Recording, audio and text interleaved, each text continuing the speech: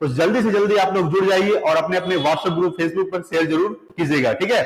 जल्दी से जल्दी जुड़िए, ठीक है दोस्तों। आज हम महत्वपूर्ण वन लाइनर सवालों को करने वाले हैं, ठीक है। तो चलिए शुरू करते हैं आज का सबसे पहला सवाल से। तो आज का सबसे पहला सवाल है दोस्तों कि खालसा पंथ के संस्थापक कौन थे। बहुत महत्वपूर्ण सवाल है। सवाल है कि खालसा पंथ के संस्थापक कौन थे। याद रखिएगा कि खालसा पंथ के जो संस्थापक थे दोस्तों, ये गुरु गोविंद सिंह थे। याद रखिएगा कि गुरु गोविंद सिंह, ठीक है दोस्तों, गुरु गोविंद सिंह जो थे ये खालसा पंथ के संस्थापक थे। याद रखिएगा गुरु गोविंद सिंह जो थे दोस्तों, ये सिख गुरु के 10वें गुरु थे। याद रखिएगा गुरु गोविंद सिंह सिख गुरु के 10वें गुरु थे। याद रखिए कैसे गुरु थे, 10वें गुरु थे गुरु गोविंद सिंह। याद रखिएगा दोस्तों। तो बात करते हैं कि खालसा पंथ के संस्थापक कौन थे। तो खालसा पंथ के जो संस्थापक थे कौन थे, गुरु गोविंद सिंह खालसा पंथ के संस्थापक थे। गुरु गोविंद सिंह सिख गुरु के 10वें गुरु थे। याद रखिए कैसे गुरु थे, 10वें गुरु थे। तो खालसा पंथ के संस्थापक कौन थे, गुरु गोविंद सिंह। अगला सवाल देखेंगे, दूसरा नंबर सवाल है दोस्तों आपके सामने। दूसरा नंबर सवाल है, देखिए दूसरा नंबर सवाल क्या है आपके सामने। सेकंड नंबर सवाल है दोस्तों, दूसरा नंबर सवाल देखेंगे।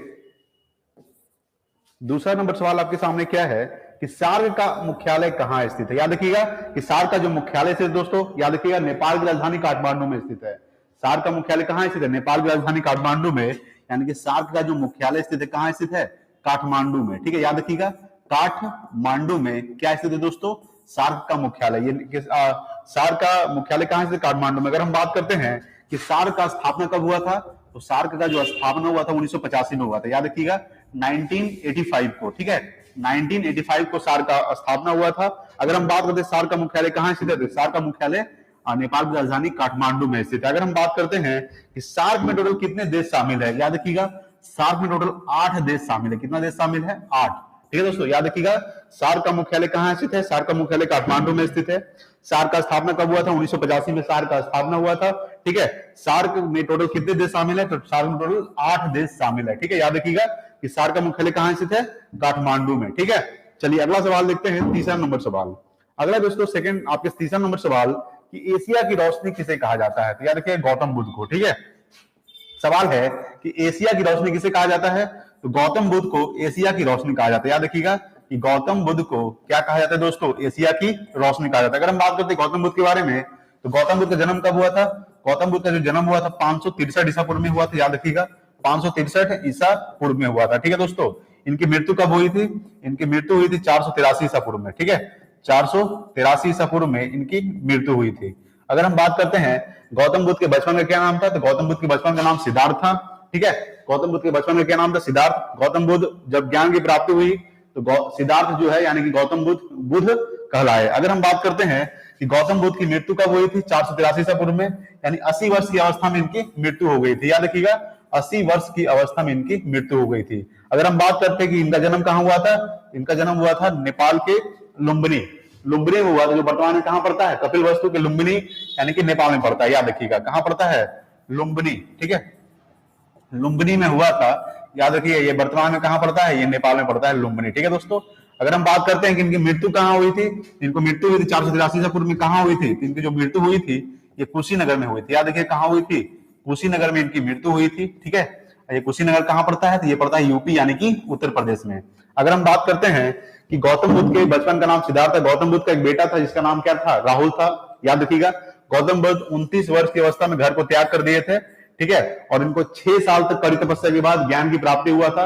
किस नदी किनारे, यानी कि पीपल वृक्ष के नीचे, निरंजना नदी यानी फल्गु नदी के किनारे इनको ज्ञान की प्राप्ति हुआ था, ठीक है। तो एशिया की रोशनी किसे कहा जाता है, गौतम बुद्ध की एशिया की रोशनी कहा जाता है। इनका जन्म कब हुआ था, 563 ईसा पूर्व में, मृत्यु हुई थी 483 ईसा पूर्व में, ठीक है।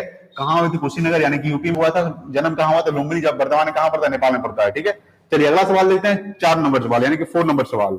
4 नंबर सवाल है कि मोनाजाइट किसका अयस्क है। याद रखिएगा मोनाजाइट जो है ये थोरियम का अयस्क। याद रखिए दोस्तों किसका है, थोरियम का अयस्क है मोनाजाइट। अगर हम बात करते हैं सबसे ज्यादा थोरियम का भंडार भारत के किस राज्य में है, तो सबसे ज्यादा थोरियम का भंडार भारत के केरल राज्य में। किस राज्य में दोस्तों, केरल में। याद रखिएगा भारत के केरल में सबसे ज्यादा थोरियम का भंडार है। अगर हम बात करते हैं कि केरल की राजधानी क्या है, केरल की राजधानी है तिरुवनंतपुरम। अगर वर्तमान में केरल के मुख्यमंत्री कौन है, पिनराई विजयन, जो वर्तमान में केरल के मुख्यमंत्री हैं। अगर हम बात करते हैं कि मोनाजाइट किसका अयस्क है, तो मोनाजाइट किसका अयस्क दोस्तों, थोरियम का। ठीक है, याद रखिएगा।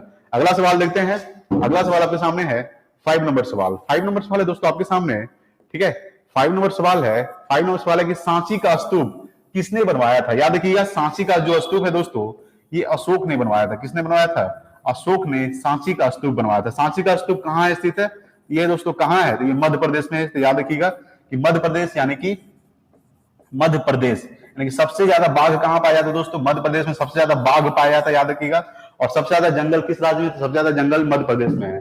ठीक है, अगर हम बात करते हैं कि सांची का स्तूप किसने बनवाया था, तो अशोक ने सांची का स्तूप बनवाया था, याद रखिएगा। और सबसे ज्यादा, यानी कि सबसे ज्यादा बाघ कहां पाया जाता है? सबसे ज्यादा बाघ जो है मध्य प्रदेश में पाया जाता है।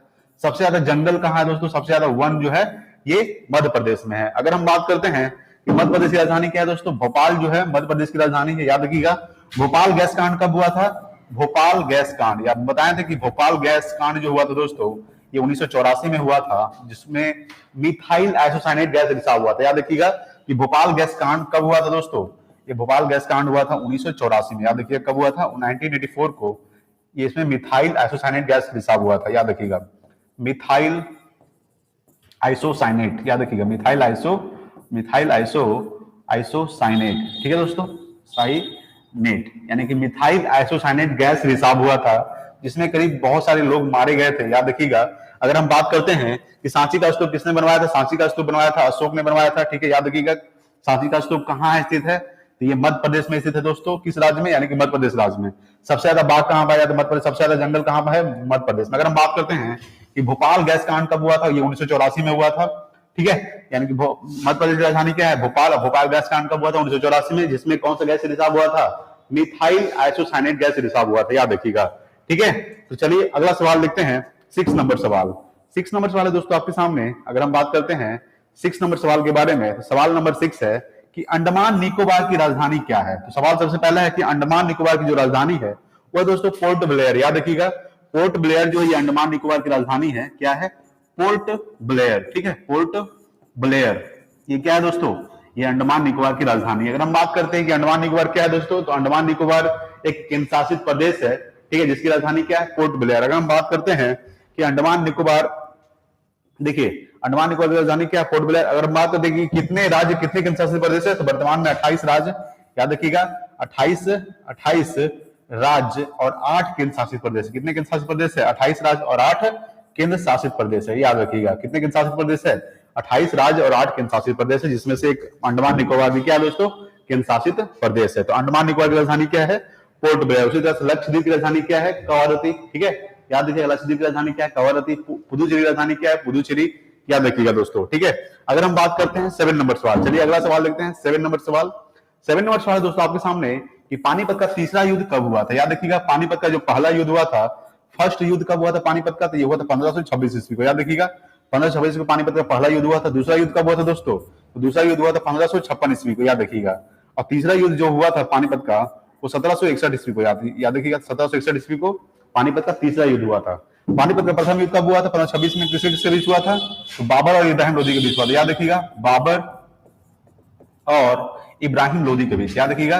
बाबर और इब्राहिम, ठीक है, बाबर और इब्राहिम लोदी के बीच, इब्राहिम लोदी के बीच पानीपत का प्रथम युद्ध हुआ था। पानीपत का दूसरा युद्ध 1556 ईस्वी को हुआ था। कब हुआ था? यानी किसके बीच हुआ था? अकबर और हेमू के बीच हुआ था, याद रखिएगा। अकबर और हेमू, ठीक है, अकबर और हेमू के बीच हुआ था पानीपत का दूसरा युद्ध। और पानीपत का तीसरा युद्ध हुआ था अब्दुल शाह अब्दाली और मराठों के बीच हुआ था, याद रखिएगा। अब्दुल शाह अब्दाली, ठीक है, अब्दुल शाह अब्दाली और मराठों, याद रखिएगा, और मराठों के बीच हुआ था पानीपत का तीसरा युद्ध। ठीक है दोस्तों, तो याद रखिएगा पानीपत का तीसरा युद्ध कब हुआ था? 1761 ईस्वी को, अब्दुल शाह अब्दाली और मराठों के बीच। पानीपत का दूसरा युद्ध 1556 ईस्वी को, अकबर और हेमू के बीच। पानीपत का पहला युद्ध 1526 ईस्वी को, बाबर और इब्राहिम लोदी के बीच। ठीक है, तो यह था पानीपत का युद्ध। अगर हम बात करते हैं पानीपत कहां पड़ता है, ये पानीपत पड़ता है हरियाणा में, याद रखिएगा दोस्तों। ठीक है, चलिए अगला सवाल देखते हैं। 8 नंबर सवाल। 8 नंबर सवाल है दोस्तों आपके सामने। 8 नंबर सवाल क्या कह रहा है? देखिए 8 नंबर सवाल क्या है? 8 नंबर सवाल है 8 नंबर सवाल है दोस्तों आपके सामने। देखिए 8 नंबर सवाल क्या है आपके सामने? भारत का सबसे बड़ा जलप्रपात कौन सा है? याद रखिएगा, भारत का सबसे बड़ा जलप्रपात है दोस्तों कुंचिकल जलप्रपात जो कहां स्थित है, कर्नाटक में स्थित। याद रखिएगा भारत का सबसे बड़ा जलप्रपात कौन सा है, कुंचिकल जलप्रपात। याद रखिएगा कुंचिकल जलप्रपात, ये क्या है दोस्तों, भारत का सबसे बड़ा जलप्रपात है कुंचिकल जलप्रपात, जो कहां स्थित है, जलप्रपात जो है दोस्तों ये कर्नाटक में स्थित है। याद रखिएगा कहां स्थित है, कर्नाटक में स्थित है कुंचिकल जलप्रपात, जो भारत का सबसे बड़ा जलप्रपात है कुंचिकल जलप्रपात, जो कहां स्थित है, कर्नाटक में। अगर हम बात करते हैं कर्नाटक की राजधानी क्या, बेंगलुरु, और बेंगलुरु को सिलिकॉन सिटी के नाम से भी जाना जाता है। अगर हम बात करते हैं इसरो, इसरो का नाम सुने हैं, Indian Space Research Organisation. ISRO का फुल फॉर्म क्या होता है, इंडियन स्पेस रिसर्च ऑर्गेनाइजेशन। इसका स्थापना कब हुआ था, ये 1969 में हुआ था। याद रखिएगा, ठीक है, 1969 में इसरो का स्थापना हुआ था। इसरो का जो मुख्यालय स्थित है ये कर्नाटक राजधानी बेंगलुरु में स्थित। याद रखिएगा कि कर्नाटक राजधानी बेंगलुरु में इसरो का मुख्यालय स्थित है। ठीक है, तो भारत का सबसे बड़ा जलप्रपात कौन है, कुंचिकल जलप्रपात, जो कहां स्थित है, कर्नाटक में स्थित है।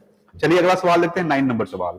9 नंबर सवाल दोस्तों आपके सामने कि कर्क रेखा भारत यानी कर्क रेखा किस नदी को 2 बार काटती है। तो सबसे पहले जानेंगे कर्क रेखा भारत के कितने राज्यों से गुजरती है। याद रखिए कर्क रेखा भारत के 8 राज्यों से गुजरती है। सबसे पहले क्या है, गुजरात, राजस्थान, मध्य प्रदेश, छत्तीसगढ़, झारखंड, पश्चिम बंगाल, त्रिपुरा और मिजोरम। याद रखिएगा दोस्तों कि टोटल 8 राज्य जो है ये कर्क रेखा से गुजरती है, 8 राज्य, यानी कि कर्क रेखा भारत के 8 राज्य से होकर गुजरती है। कितने राज्य से, 8 राज्य से होकर गुजरती है कर्क रेखा। कौन कौन सा है, गुजरात, राजस्थान, मध्य प्रदेश, छत्तीसगढ़, झारखंड, पश्चिम बंगाल, त्रिपुरा और मिजोरम। ठीक है, याद रखिएगा।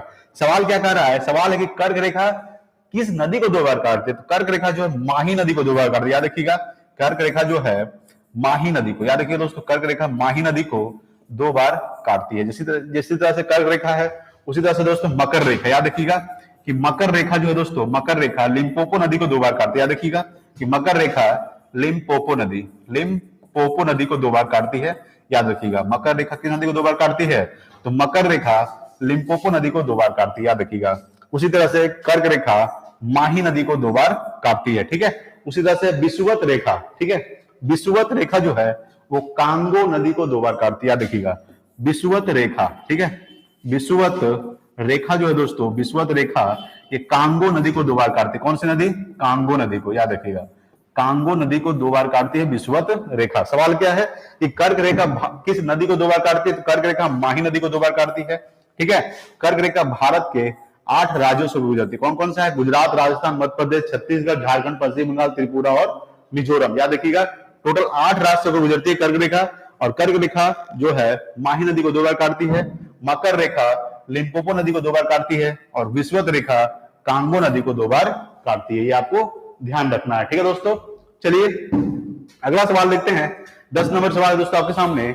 10 नंबर सवाल बोल रहा है कि राष्ट्रीय युवा दिवस कब मनाया जाता है। याद रखिएगा कि राष्ट्रीय युवा दिवस स्वामी विवेकानंद जी के जन्म दिवस पर यानी कि राष्ट्रीय युवा दिवस मनाया जाता है। कब मनाया जाता है, तो यानी कि याद रखिएगा 12 जनवरी को राष्ट्रीय युवा दिवस मनाया जाता है। याद रखिएगा 12 जनवरी को। ठीक है दोस्तों, 12 जनवरी को क्या मनाया जाता है, राष्ट्रीय युवा दिवस। अगर पूछेगा अंतर्राष्ट्रीय युवा दिवस कब मनाया जाता है, अंतर्राष्ट्रीय युवा दिवस 12 अगस्त को मनाया जाता है। याद रखिएगा अंतर्राष्ट्रीय युवा दिवस 12 अगस्त को। ठीक है, तो राष्ट्रीय युवा दिवस कब मनाया जाता है, 12 जनवरी को। अंतर्राष्ट्रीय युवा दिवस 12 अगस्त को। ठीक है, अंतर्राष्ट्रीय युवा दिवस, याद रखिएगा अंतर्राष्ट्रीय युवा दिवस। ठीक है दोस्तों, अंतर्राष्ट्रीय युवा दिवस कब मनाया जाता है, तो अंतर्राष्ट्रीय युवा दिवस जो मनाया जाता है वो मनाया जाता है दोस्तों 12 अगस्त को। ठीक है, कब, 12 अगस्त को अंतर्राष्ट्रीय युवा दिवस मनाया जाता है। ठीक है, तो राष्ट्रीय युवा दिवस 12 जनवरी, अंतर्राष्ट्रीय युवा दिवस 12 अगस्त। ठीक है, याद रखिएगा। चलिए अगला सवाल देखते हैं। अगला सवाल है दोस्तों 11 नंबर सवाल हम लोग का है। 11 नंबर सवाल है कि लाल सागर और भूमध्य सागर को कौन जोड़ता है। तो सवाल है कि लाल सागर और भूमध्य सागर को कौन जोड़ता है, तो स्वेज नहर। याद रखिएगा कि स्वेज नहर जो है, स्वेज नहर, ठीक है, स्वेज नहर क्या करता है दोस्तों, जैसे कि स्वेज नहर क्या करता है, वो लाल सागर और भूमध्य सागर को जोड़ता है। स्वेज नहर लाल सागर को भूमध्य सागर को ऐड करता है यानी कि जोड़ता है। ठीक है, याद रखिएगा। अगर हम बात करते हैं कि इंदिरा गांधी नहर जो बहुत इंडिया का जो सबसे बड़ा नहर है, यानी कि भारत से बड़ा नहर कौन सा है, इंदिरा गांधी नहर, जो कहां स्थित है दोस्तों, राजस्थान में। इंदिरा गांधी नहर, याद रखिएगा इंदिरा गांधी नहर, याद रखिएगा इंदिरा गांधी नहर जो है दोस्तों ये भारत का सबसे बड़ा नहर है। इंदिरा गांधी नहर जो कहां स्थित है, ये राजस्थान में स्थित है। याद रखिएगा कहां स्थित है, राजस्थान में स्थित है इंदिरा गांधी नहर, जो भारत का सबसे बड़ा नहर है। इंदिरा गांधी नहर जो कहां स्थित है, राजस्थान में। अगर हम बात करते हैं कि लाल सागर और भूमध्य सागर को कौन जोड़ता है, तो स्वेज नहर जो है लाल सागर और भूमध्य सागर को जोड़ता है। अगर हम बात करते हैं अगला 12 नंबर सवाल कि उड़ीसा का स्थापना कब हुआ था। याद रखिएगा 1 अप्रैल 1936 को। याद रखिएगा दोस्तों इसका स्थापना कब हुआ था, 1 अप्रैल 1936 को उड़ीसा का स्थापना हुआ था। 1 अप्रैल 1936 को, ठीक है, 1 अप्रैल 1936 को उड़ीसा का स्थापना हुआ था। अगर हम बात करते हैं कि 1 अप्रैल को क्या मनाया जाता है, 1 अप्रैल को उत्कल दिवस मनाया जाता है। याद रखिएगा 1 अप्रैल को क्या मनाया जाता है, उत्कल दिवस मनाया जाता है 1 अप्रैल को, ठीक है। अगर हम बात करते हैं कि वर्तमान ओडिशा के मुख्यमंत्री कौन है, तो ओडिशा के मुख्यमंत्री नवीन पटनायक, ठीक है, याद रखिएगा वर्तमान ओडिशा के मुख्यमंत्री कौन, नवीन पटनायक। वर्तमान में ओडिशा के राज्यपाल कौन है, गणेशी लाल। अगर हम बात करते हैं कि ओडिशा का सबसे बड़ा बांध हीराकुंड बांध जो कहां स्थित है, ओडिशा में, ठीक है, याद रखिए किस नदी पर, तो महानदी पर, ठीक है। भारत का सबसे बड़े खारे पानी का झील चिल्का झील, वो भी उड़ीसा में स्थित है। नंदनकानन अभ्यारण्य, भितरकनिका नेशनल पार्क, ठीक है, ये सब कहां स्थित है दोस्तों, ओडिशा में स्थित है, ठीक है। उड़ीसा में एक जगन्नाथ मंदिर स्थित है, ठीक है, कोणार्क मंदिर, ये भी कहां स्थित है, ओडिशा में स्थित है, ठीक है। ओडिशा राजधानी क्या होता है, भुवनेश्वर। भुवनेश्वर में एक मंदिर है जिसका नाम है लिंगराज मंदिर, याद है कौन सा मंदिर है, लिंगराज मंदिर। ओडिशा का स्थापना कब हुआ था, 1 अप्रैल 1936 को हुआ था। उड़ीसा का स्थापना कब हुआ था, 1 अप्रैल 1936 को। और 1 अप्रैल को क्या मनाया जाता है, उत्कल दिवस मनाया जाता है, ठीक है, याद रखिएगा। चलिए अगला सवाल देखते हैं, 13 नंबर सवाल। 13 नंबर सवाल दोस्तों आपके सामने कि अयोध्या किस नदी के किनारे स्थित है। याद रखिएगा कि अयोध्या जो है दोस्तों ये सरयू नदी के किनारे स्थित है। याद रखिएगा सरयू नदी, ठीक है, सरयू नदी के किनारे स्थित है अयोध्या। अगर हम बात करते हैं कि अयोध्या कहां पड़ता है, तो ये उड़ीसा सॉरी उत्तर प्रदेश यानी कि यूपी, ठीक है। यूपी की राजधानी क्या है, लखनऊ। लखनऊ को क्या कहा जाता है, नवाबों का शहर कहा जाता है, ठीक है, याद रखिएगा, ठीक है। अगर हम बात करते हैं कि वर्तमान में यूपी के मुख्यमंत्री कौन है, योगी आदित्यनाथ जो है वर्तमान में यूपी के जो मुख्यमंत्री है योगी आदित्यनाथ, ठीक है दोस्तों। तो अयोध्या किस नदी किनारे स्थित है, अयोध्या सरयू नदी के किनारे स्थित है। अगला है 14 नंबर सवाल। 14 नंबर सवाल दोस्तों आपके सामने कि भारत का राष्ट्रपति बनने के लिए न्यूनतम आयु कितनी होनी चाहिए। तो याद रखिएगा भारत का राष्ट्रपति बनने के लिए न्यूनतम आयु कितनी होनी चाहिए, तो न्यूनतम आयु जो है दोस्तों कितनी होनी चाहिए, 35 वर्ष होनी चाहिए। कितनी होनी चाहिए, 35 वर्ष होनी चाहिए, ठीक है। याद रखिएगा कि भारत का राष्ट्रपति बनने के लिए न्यूनतम आयु कितनी होनी चाहिए, 35 वर्ष होनी चाहिए। अगर हम बात करते हैं कि वर्तमान में भारत के राष्ट्रपति कौन है, तो वर्तमान में भारत के जो राष्ट्रपति दोस्तों द्रौपदी मुर्मू, याद रखिएगा द्रौपदी, ठीक है, द्रौपदी मुर्मू, ठीक है, द्रौपदी मुर्मू जो है दोस्तों, द्रौपदी मुर्मू जो है वर्तमान भारत के राष्ट्रपति हैं, ठीक है, याद रखिएगा। अगर हम बात करते हैं कि कहां के रहने वाली द्रौपदी मुर्मू, तो ये ओडिशा के रहने वाली है, याद रखिएगा कहां के रहने वाली है, ओडिशा के रहने वाली द्रौपदी मुर्मू, ओडिशा के मयूरभंज जिला से रहने वाले, ठीक है। ये द्रौपदी मुर्मू क्या है दोस्तों, ये आदिवासी महिला, याद रखिएगा क्या है, ये आदिवासी महिला द्रौपदी मुर्मू, ठीक है, याद रखिएगा। अगर हम बात करते हैं कि भारत का वर्तमान में राष्ट्रपति कौन है, तो द्रौपदी मुर्मू है जो 15वें राष्ट्रपति, कैवे राष्ट्रपति है, 15वें राष्ट्रपति है द्रौपदी मुर्मू, जो कहां की रहने वाली है, ओडिशा के रहने वाली है द्रौपदी मुर्मू, ठीक है। चलिए अगला सवाल देखते हैं। अगला सवाल आपके सामने दोस्तों 15 नंबर सवाल। 15 नंबर सवाल है कि भारत में उच्च न्यायालयों की संख्या कितनी है। याद रखिएगा कि भारत में उच्च न्यायालयों की जो संख्या दोस्तों, याद रखिएगा कितने उच्च न्यायालय हैं, 25 उच्च न्यायालय। याद रखिएगा भारत में उच्च न्यायालय की संख्या कितनी है, तो 25 उच्च न्यायालय है। याद रखिएगा कि अगर 25वां उच्च न्यायालय की अगर बात करते हैं कि 25वां उच्च न्यायालय कौन सा है दोस्तों, तो 25वां जो उच्च न्यायालय है दोस्तों ये विशाखापट्टनम है। याद रखिएगा आंध्र प्रदेश का विशाखापट्टनम, याद रखिएगा कि आंध्र प्रदेश का विशाखापट्टनम, ठीक है, विशाखापट्टनम। याद रखिएगा दोस्तों कि आंध्र प्रदेश का विशाखापट्टनम जो है दोस्तों 25वां उच्च न्यायालय है। इसका स्थापना कब हुआ था, विशाखापट्टनम उच्च न्यायालय का स्थापना हुआ था 2019 में हुआ था। याद रखिएगा इसका स्थापना कब हुआ था, 2019 में हुआ था। अगर हम बात करते हैं कि भारत में उच्च न्यायालय की संख्या कितनी है, तो भारत में उच्च न्यायालय की संख्या 25 है, ठीक है। 25वां उच्च न्यायालय कौन सा है दोस्तों, तो 25वां जो उच्च न्यायालय है वो आंध्र प्रदेश का विशाखापट्टनम है, ठीक है। याद रखिएगा कि विशाखापट्टनम कहां पड़ता है, आंध्र प्रदेश में पड़ता है। ये आंध्र प्रदेश का विशाखापट्टनम जो 25वां उच्च न्यायालय है, इसका स्थापना कब हुआ था, 2019 में हुआ था। अगर हम सवाल करेंगे कि विशाखापट्टनम क्या है दोस्तों, ये एक बंदरगाह है यहाँ पे, ठीक है। सबसे गहरा बंदरगाह कौन सा है, तो विशाखापट्टनम जो दोस्तों सबसे भारत का सबसे गहरा बंदरगाह है विशाखापट्टनम, ठीक है, याद रखिएगा। तो सवाल है कि भारत में उच्च न्यायालय की संख्या कितनी है, तो भारत में उच्च न्यायालय की संख्या है 25, ठीक है, याद रखिएगा। अगला सवाल है दोस्तों 16 नंबर सवाल। 16 नंबर सवाल है कि गौतम बुद्ध ने अपना प्रथम उपदेश किस भाषा में दिया था। याद रखिएगा कि गौतम बुद्ध ने अपना प्रथम उपदेश दिया था कौन सी भाषा में, तो पाली भाषा में दिया था। याद रखिएगा कौन सी भाषा में, तो पाली भाषा में दिए थे, याद रखिएगा। अगर बात करते हैं कि गौतम बुद्ध ने सबसे प्रथम उपदेश कहां दिए थे, तो सबसे पहला उपदेश दिए थे सारनाथ में। याद रखिएगा कि सारनाथ में प्रथम उपदेश दिया था, याद रखिएगा दोस्तों। और सबसे ज्यादा उपदेश कहां दिए थे, तो श्रावस्ती में। याद रखिएगा कि श्रावस्ती में सबसे ज्यादा उपदेश दिए थे गौतम बुद्ध ने, ठीक है। और सबसे पहला उपदेश कहां दिए थे, तो सारनाथ में दिए थे। और उपदेश जो दिए थे किस भाषा में दिए थे, तो पाली भाषा में दिए थे। अगर हम बात करते हैं कि गौतम बुद्ध का जन्म कब हुआ था, तो गौतम बुद्ध का जन्म हुआ था 563 ईसा पूर्व में। याद रखिएगा 563 ईसा पूर्व में गौतम बुद्ध का जन्म हुआ था। इनकी मृत्यु कब हुई थी, तो तो 483 ईसा पूर्व में, याद रखिएगा। अगर हम बात करते हैं इनकी मृत्यु कहां हुई थी, कुशीनगर में हुई थी, याद रखिएगा दोस्तों, कुशीनगर, ठीक है, कुशीनगर में इनकी मृत्यु हुई थी। और इनका जो जन्म हुआ था 563 ईसा पूर्व में लुम्बिनी में हुआ था, लुम्बिनी में, ठीक है, लुम्बिनी में हुआ था गौतम बुद्ध का जन्म, जो वर्तमान में कहां पड़ता है, लुम्बिनी, नेपाल में पड़ता है। कहां पड़ता है दोस्तों, नेपाल। नेपाल की राजधानी क्या है, काठमांडू, और काठमांडू में ही सार्क का मुख्यालय स्थित है, ठीक है। सार्क का मुख्यालय कहां से, काठमांडू में। और सार्क का स्थापना कब हुआ था, 1985 में हुआ था, याद रखिएगा, ठीक है। तो गौतम बुद्ध ने अपना प्रथम उपदेश किस भाषा में दिए थे, तो गौतम बुद्ध अपना प्रथम उपदेश पाली भाषा में दिए थे, ठीक है, याद रखिएगा। सबसे ज्यादा उपदेश कहां दिए थे, श्रावस्ती में दिए थे। और पहला उपदेश कहां दिए थे दोस्तों, तो सारनाथ में दिए थे, याद रखिएगा। गौतम बुद्ध का जन्म हुआ था 563 ईसा पूर्व में, इनकी मृत्यु हुई थी 483 ईसा पूर्व में, ठीक है। कुशीनगर में इनका मृत्यु हुआ था, जन्म कहां हुआ था, लुम्बिनी में हुआ था। 29 वर्ष की अवस्था में गौतम बुद्ध अपने घर को त्याग दिए थे, ठीक है। और 6 साल तक कड़ी तपस्या के बाद गौतम बुद्ध को ज्ञान की प्राप्ति हुआ था। गौतम बुद्ध के बचपन का नाम सिद्धार्थ था, याद रखिए। गौतम बुद्ध का एक बेटा था, जिसका नाम क्या था, राहुल था, ठीक है। चलिए, 80 वर्ष की अवस्था में उनकी मृत्यु हो गई थी गौतम बुद्ध का। अगला सवाल देखते हैं, 17 नंबर सवाल। 17 नंबर सवाल दोस्तों आपके सामने कि भारतीय राष्ट्रीय कांग्रेस का स्थापना कब हुआ था, याद रखिएगा कि भारतीय राष्ट्रीय कांग्रेस का जो स्थापना हुआ था 28 दिसंबर 1885 को, याद रखिएगा। 28 दिसंबर 1885 को भारतीय राष्ट्रीय कांग्रेस का स्थापना हुआ था। संस्थापक कौन थे, इनके संस्थापक कौन थे दोस्तों, किसका, कांग्रेस का संस्थापक कौन थे, तो कांग्रेस का संस्थापक थे ए ओ हुम, याद रखिएगा, ए ओ हुम, ठीक है दोस्तों। ए ओ हुम ने, यानी कि ए ओ हुम ने कांग्रेस का स्थापना किया था, यानी कि भारतीय राष्ट्रीय कांग्रेस का स्थापना किसने किया था, ए ओ हुम ने भारतीय राष्ट्रीय कांग्रेस का स्थापना किए थे। कब किए थे, 28 दिसंबर 1885 को, याद रखिएगा दोस्तों, ठीक है। चलिए अगला सवाल देखते हैं, 18 नंबर सवाल। 18 नंबर सवाल है दोस्तों आपके सामने, देखिए 18 नंबर सवाल देखेंगे, देखिए 18 नंबर सवाल है दोस्तों आपके सामने क्या है कि जल में घुलनशील विटामिन कौन सा है। तो सबसे पहले जानते हैं कि जल में घुलनशील विटामिन कौन सा दोस्तों, तो जल में घुलनशील विटामिन है बी और सी, याद रखिएगा, बी और सी है दोस्तों, ये जल में घुलनशील विटामिन है, याद रखिएगा। बी और सी क्या है दोस्तों, जल में घुलनशील विटामिन है।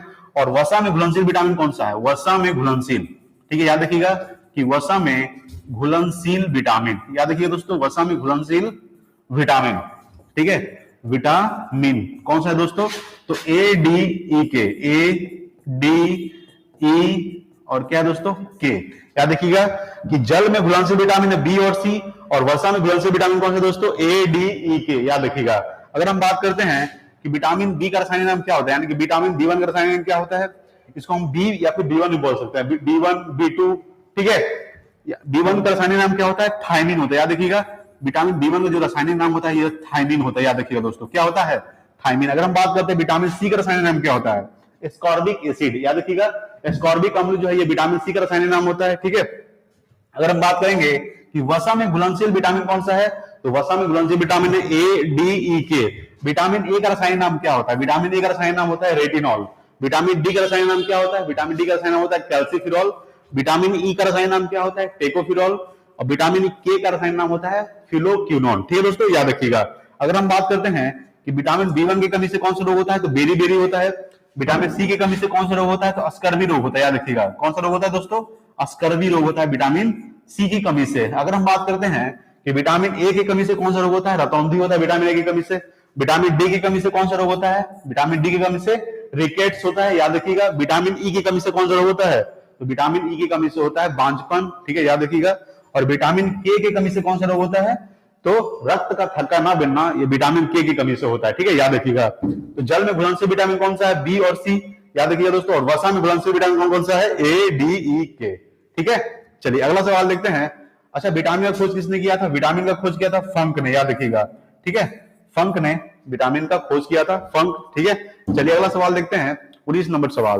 19 नंबर सवाल है कि नोबेल पुरस्कार की शुरुआत कब से हुई थी, याद रखिएगा कि नोबेल पुरस्कार की शुरुआत हुई थी 1901 में, याद रखिएगा दोस्तों कि 1901 में नोबेल पुरस्कार की शुरुआत हुई थी, याद रखिएगा दोस्तों।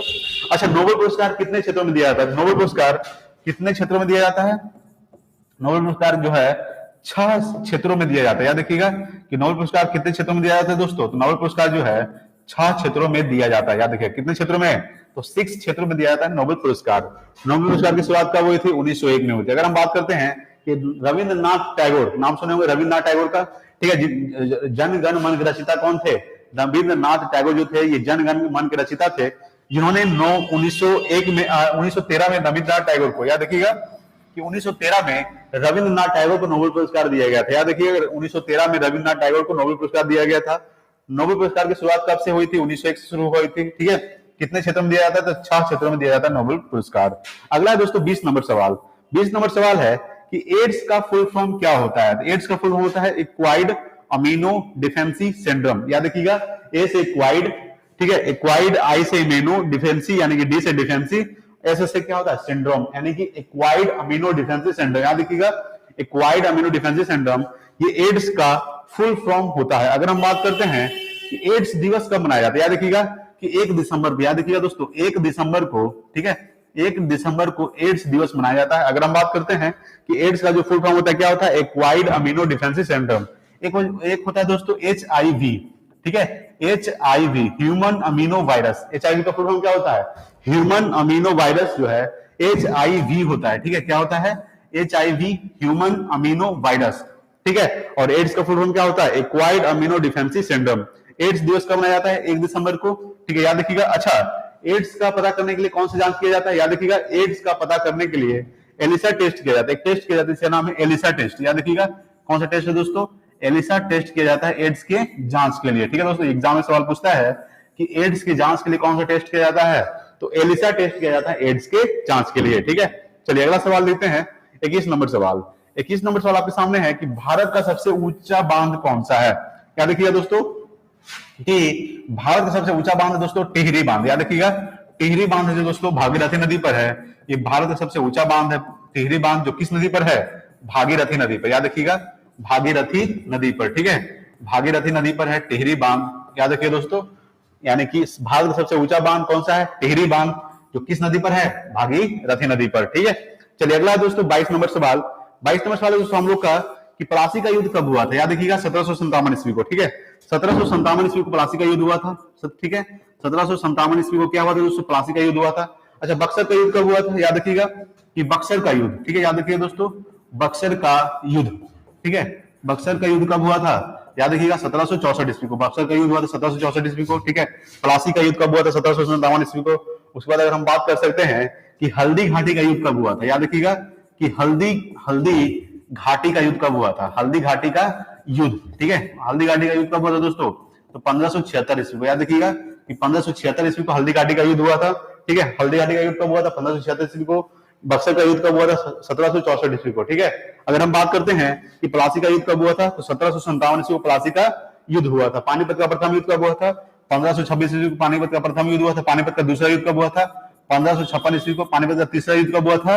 1761 ईस्वी को। ये तीनों युद्ध बहुत इंपॉर्टेंट है, याद रखिएगा। ठीक है, अगर हम बात करते हैं कि प्लासी का युद्ध कब हुआ था? 1757 ईस्वी को। ठीक है, ठीक है दोस्तों, चलिए अगला सवाल देखते हैं। अगला सवाल 23 नंबर सवाल। 23 नंबर सवाल आपके सामने दोस्तों कि केंद्रीय चावल अनुसंधान संस्थान कहां स्थित है? याद रखिएगा, केंद्रीय चावल अनुसंधान संस्थान दोस्तों कहां स्थित है? ये कटक में स्थित है। याद रखिएगा, कटक यानी कहां पड़ता है? ओडिशा में पड़ता है। याद रखिएगा, ओडिशा में पड़ता है कटक। ये केंद्रीय चावल अनुसंधान संस्थान स्थित है कटक यानी कि ओडिशा में। अगर हम बात करते हैं कि ओडिशा की राजधानी क्या है दोस्तों? भुवनेश्वर। भुवनेश्वर में एक मंदिर है जिसका नाम है लिंगराज मंदिर। याद रखिएगा, लिंगराज मंदिर है जो बहुत फेमस मंदिर है। लिंगराज मंदिर जो कहां स्थित है? ये ओडिशा राजधानी भुवनेश्वर में स्थित है। अगर हम बात करते हैं ओडिशा के बारे में, ओडिशा के वर्तमान में मुख्यमंत्री कौन है? नवीन पटनायक, जो वर्तमान में ओडिशा के मुख्यमंत्री है। ठीक है, गणेशी लाल जो वर्तमान में ओडिशा के राज्यपाल है। अगर हम ओडिशा के बारे में बात करते हैं तो ओडिशा से बहुत सारा एग्जाम सवाल पूछता है कि ओडिशा का सबसे लंबा यानी कि भारत का सबसे लंबा बांध हीराकुंड बांध जो किस नदी पर स्थित है? महानदी पर, जो कहां स्थित है? ओडिशा में स्थित है। ठीक है, कोणार्क मंदिर जिसे हम ब्लैक पैगोडा के नाम से भी जानते हैं, वो भी ओडिशा में स्थित है। याद रखिएगा। ठीक है, भीतरकनिका नेशनल पार्क ये भी ओडिशा में स्थित है। भारत का सबसे बड़ा खारे पानी का झील चिल्का झील जो ओडिशा में स्थित है। ठीक है दोस्तों, ठीक है, जो भी लाइव देख रहे हैं प्लीज लाइक कीजिएगा और अपने दोस्तों के पास शेयर जरूर कीजिएगा। ठीक है दोस्तों, चलिए अगला सवाल देखते हैं। तो सवाल क्या था कि केंद्रीय चावल अनुसंधान संस्थान कहां स्थित है? ये कटक में स्थित है। याद रखिएगा, कटक कहां पड़ता है? ओडिशा में पड़ता है। ठीक है, कटक राजधानी क्या है? भुवनेश्वर। और ओडिशा का स्थापना कब हुआ था? तो ओडिशा की जो स्थापना हुआ था 1 अप्रैल 1936 को हुआ था। याद रखिएगा कि 1 अप्रैल 1936 को। ठीक है, 1 अप्रैल 1936 को ओडिशा का स्थापना हुआ था। याद रखिएगा, 1 अप्रैल को क्या मनाया जाता है? 1 अप्रैल को उत्कल दिवस मनाया जाता है। क्या मनाया जाता है दोस्तों? उत्कल दिवस मनाया जाता है 1 अप्रैल को। ठीक है, देखिए ओडिशा जो पहले बिहार से अलग होकर राज्य बना है, यानी कि याद रखिएगा कि ओडिशा बिहार से ही अलग होकर एक नया राज्य बना था। कब बना था? तो 1 अप्रैल 1936 को। ठीक है, जैसे सवाल पूछेगा बिहार का स्थापना कब हुआ था? तो बिहार का स्थापना हुआ था 22 मार्च 1912 को। याद रखिएगा कि 22 मार्च 1912 को याद रखिएगा 22 मार्च 1912 को बिहार का स्थापना हुआ था। कब हुआ था? इसलिए 22 मार्च को बिहार दिवस मनाया जाता है। क्या मनाया जाता है? बिहार दिवस मनाया जाता है 22 मार्च को। और 22 मार्च को जल दिवस मनाया जाता है। क्या मनाया जाता है दोस्तों? जल दिवस मनाया जाता है 22 मार्च को। ये भी आपको ध्यान देना है। तो सवाल क्या था? केंद्रीय चावल अनुसंधान संस्थान कहां स्थित है? कटक में स्थित है। यहां से सवाल ये भी पूछ सकता है कि केंद्रीय चावल अनुसंधान संस्थान स्थित है, अंतरराष्ट्रीय केंद्रीय चावल अनुसंधान संस्थान कहां स्थित है? तो मनाली में स्थित है। याद रखिएगा मनाली कहां पड़ता है दोस्तों? मनाली यानी कि फिलीपींस। याद रखिए दोस्तों मनाली, ठीक है, आप देखिए, ठीक है, मनाली। अगर आप बात करते हैं कि अंतरराष्ट्रीय चावल अनुसंधान संस्थान कहां स्थित है, तो अंतरराष्ट्रीय चावल अनुसंधान स्थित दोस्तों मनाली में, ठीक है, मनाली। मिस्टेक हो रहा है भाई। अंतरराष्ट्रीय चावल अनुसंधान कहां स्थित है दोस्तों? मनाली में स्थित है, ठीक है, जो कहां पड़ता है? फिलीपींस में पड़ता है। याद रखिएगा कि अंतरराष्ट्रीय फिलीपींस, ठीक है दोस्तों, अंतरराष्ट्रीय चावल अनुसंधान संस्थान कहां स्थित है? मनाली फिलीपींस में। सवाल था कि केंद्रीय चावल अनुसंधान संस्थान ये कटक में स्थित है, जो ओडिशा में पड़ता है। अंतरराष्ट्रीय चावल अनुसंधान संस्थान कहां स्थित है? अंतरराष्ट्रीय चावल अनुसंधान संस्थान दोस्तों मनाली फिलीपींस में स्थित है, ठीक है दोस्तों, याद रखिएगा। अगला सवाल लेते हैं 24 नंबर सवाल, ठीक है।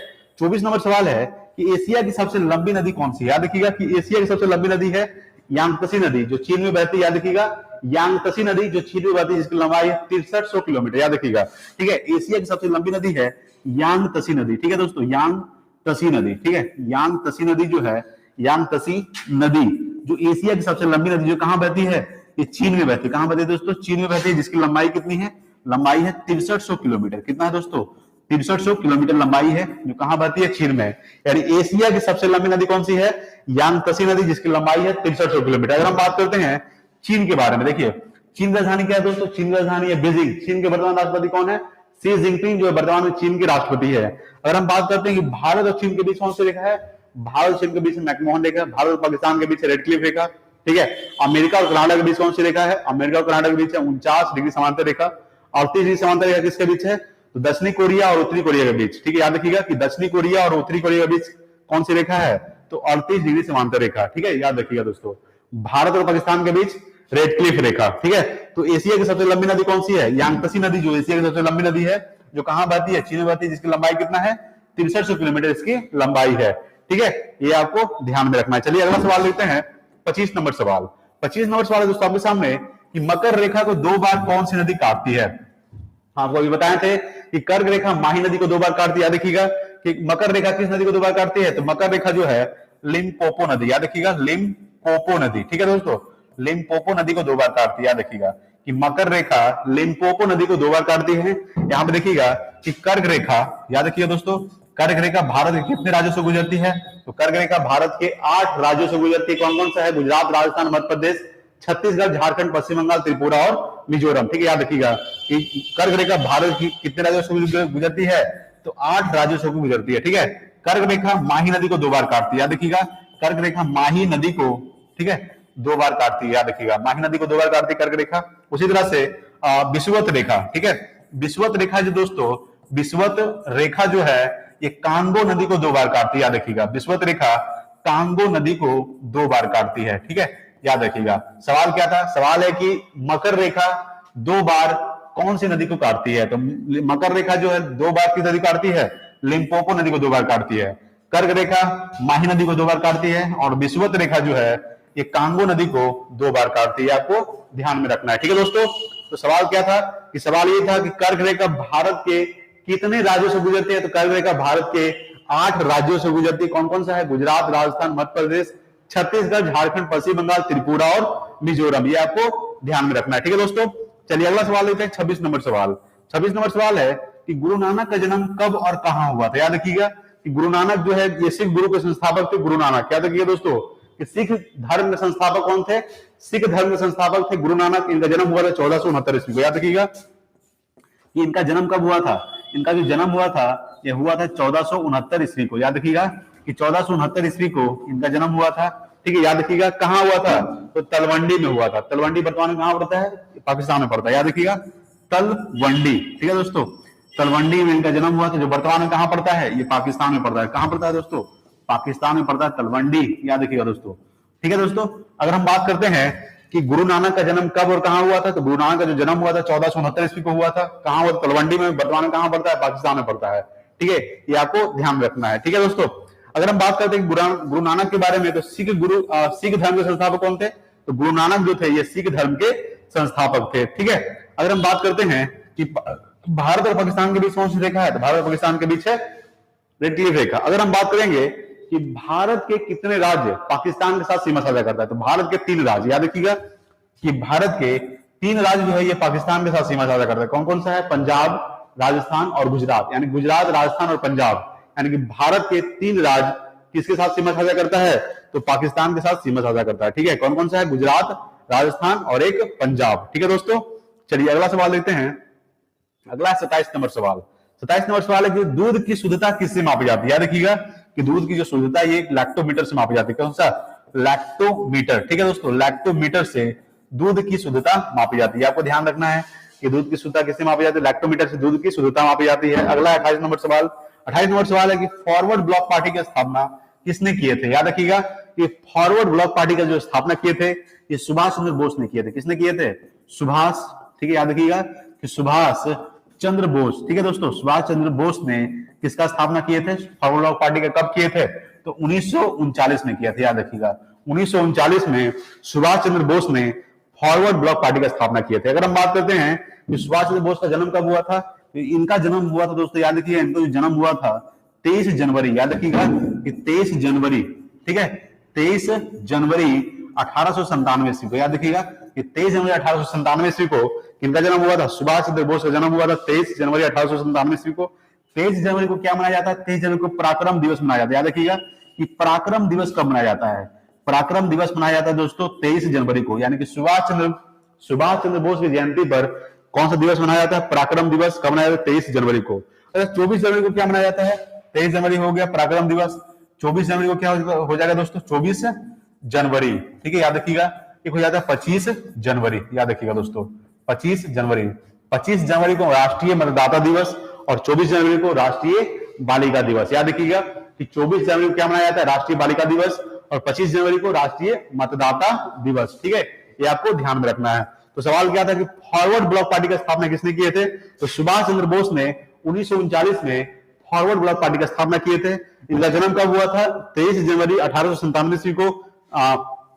अच्छा, सुभाष चंद्र बोस जी का जन्म कहां हुआ था? तो याद रखिएगा कि सुभाष चंद्र बोस जी का जन्म हुआ था कटक, यानी कटक में हुआ था। कटक कहां पड़ता है? उड़ीसा में पड़ता है। केंद्रीय चावल अनुसंधान संस्थान कहां स्थित है? कटक में स्थित है। और इनका जन्म भी कहां हुआ था दोस्तों? सुभाष चंद्र बोस जी का तो कटक में हुआ था। कटक कहां पड़ता है? उड़ीसा में पड़ता है। ठीक है दोस्तों, याद रखिए कहां पड़ता है? कटक, उड़ीसा। ठीक है, याद रखिएगा दोस्तों। ठीक है, चलिए अगला सवाल देखते हैं हम लोग। अगला सवाल देखेंगे 29 नंबर सवाल। 29 नंबर सवाल दोस्तों हम लोग के सामने कि भारत में किस राज्य का समुद्र तट सबसे लंबा है? याद रखिएगा कि भारत में किस राज्य का? तो गुजरात राज्य का। याद रखिएगा कि गुजरात राज्य का तट रेखा सबसे लंबी है। याद रखिएगा दोस्तों। अगर हम बात करते हैं कि भारत के कितने राज्य समुद्र के साथ सीमा साझा करता है? याद रखिएगा भारत के टोटल 9 राज्य। याद रखिएगा दोस्तों, भारत के टोटल 9 राज्य जो है यानी कि समुद्र के साथ सीमा साझा करता है। कौन कौन सा?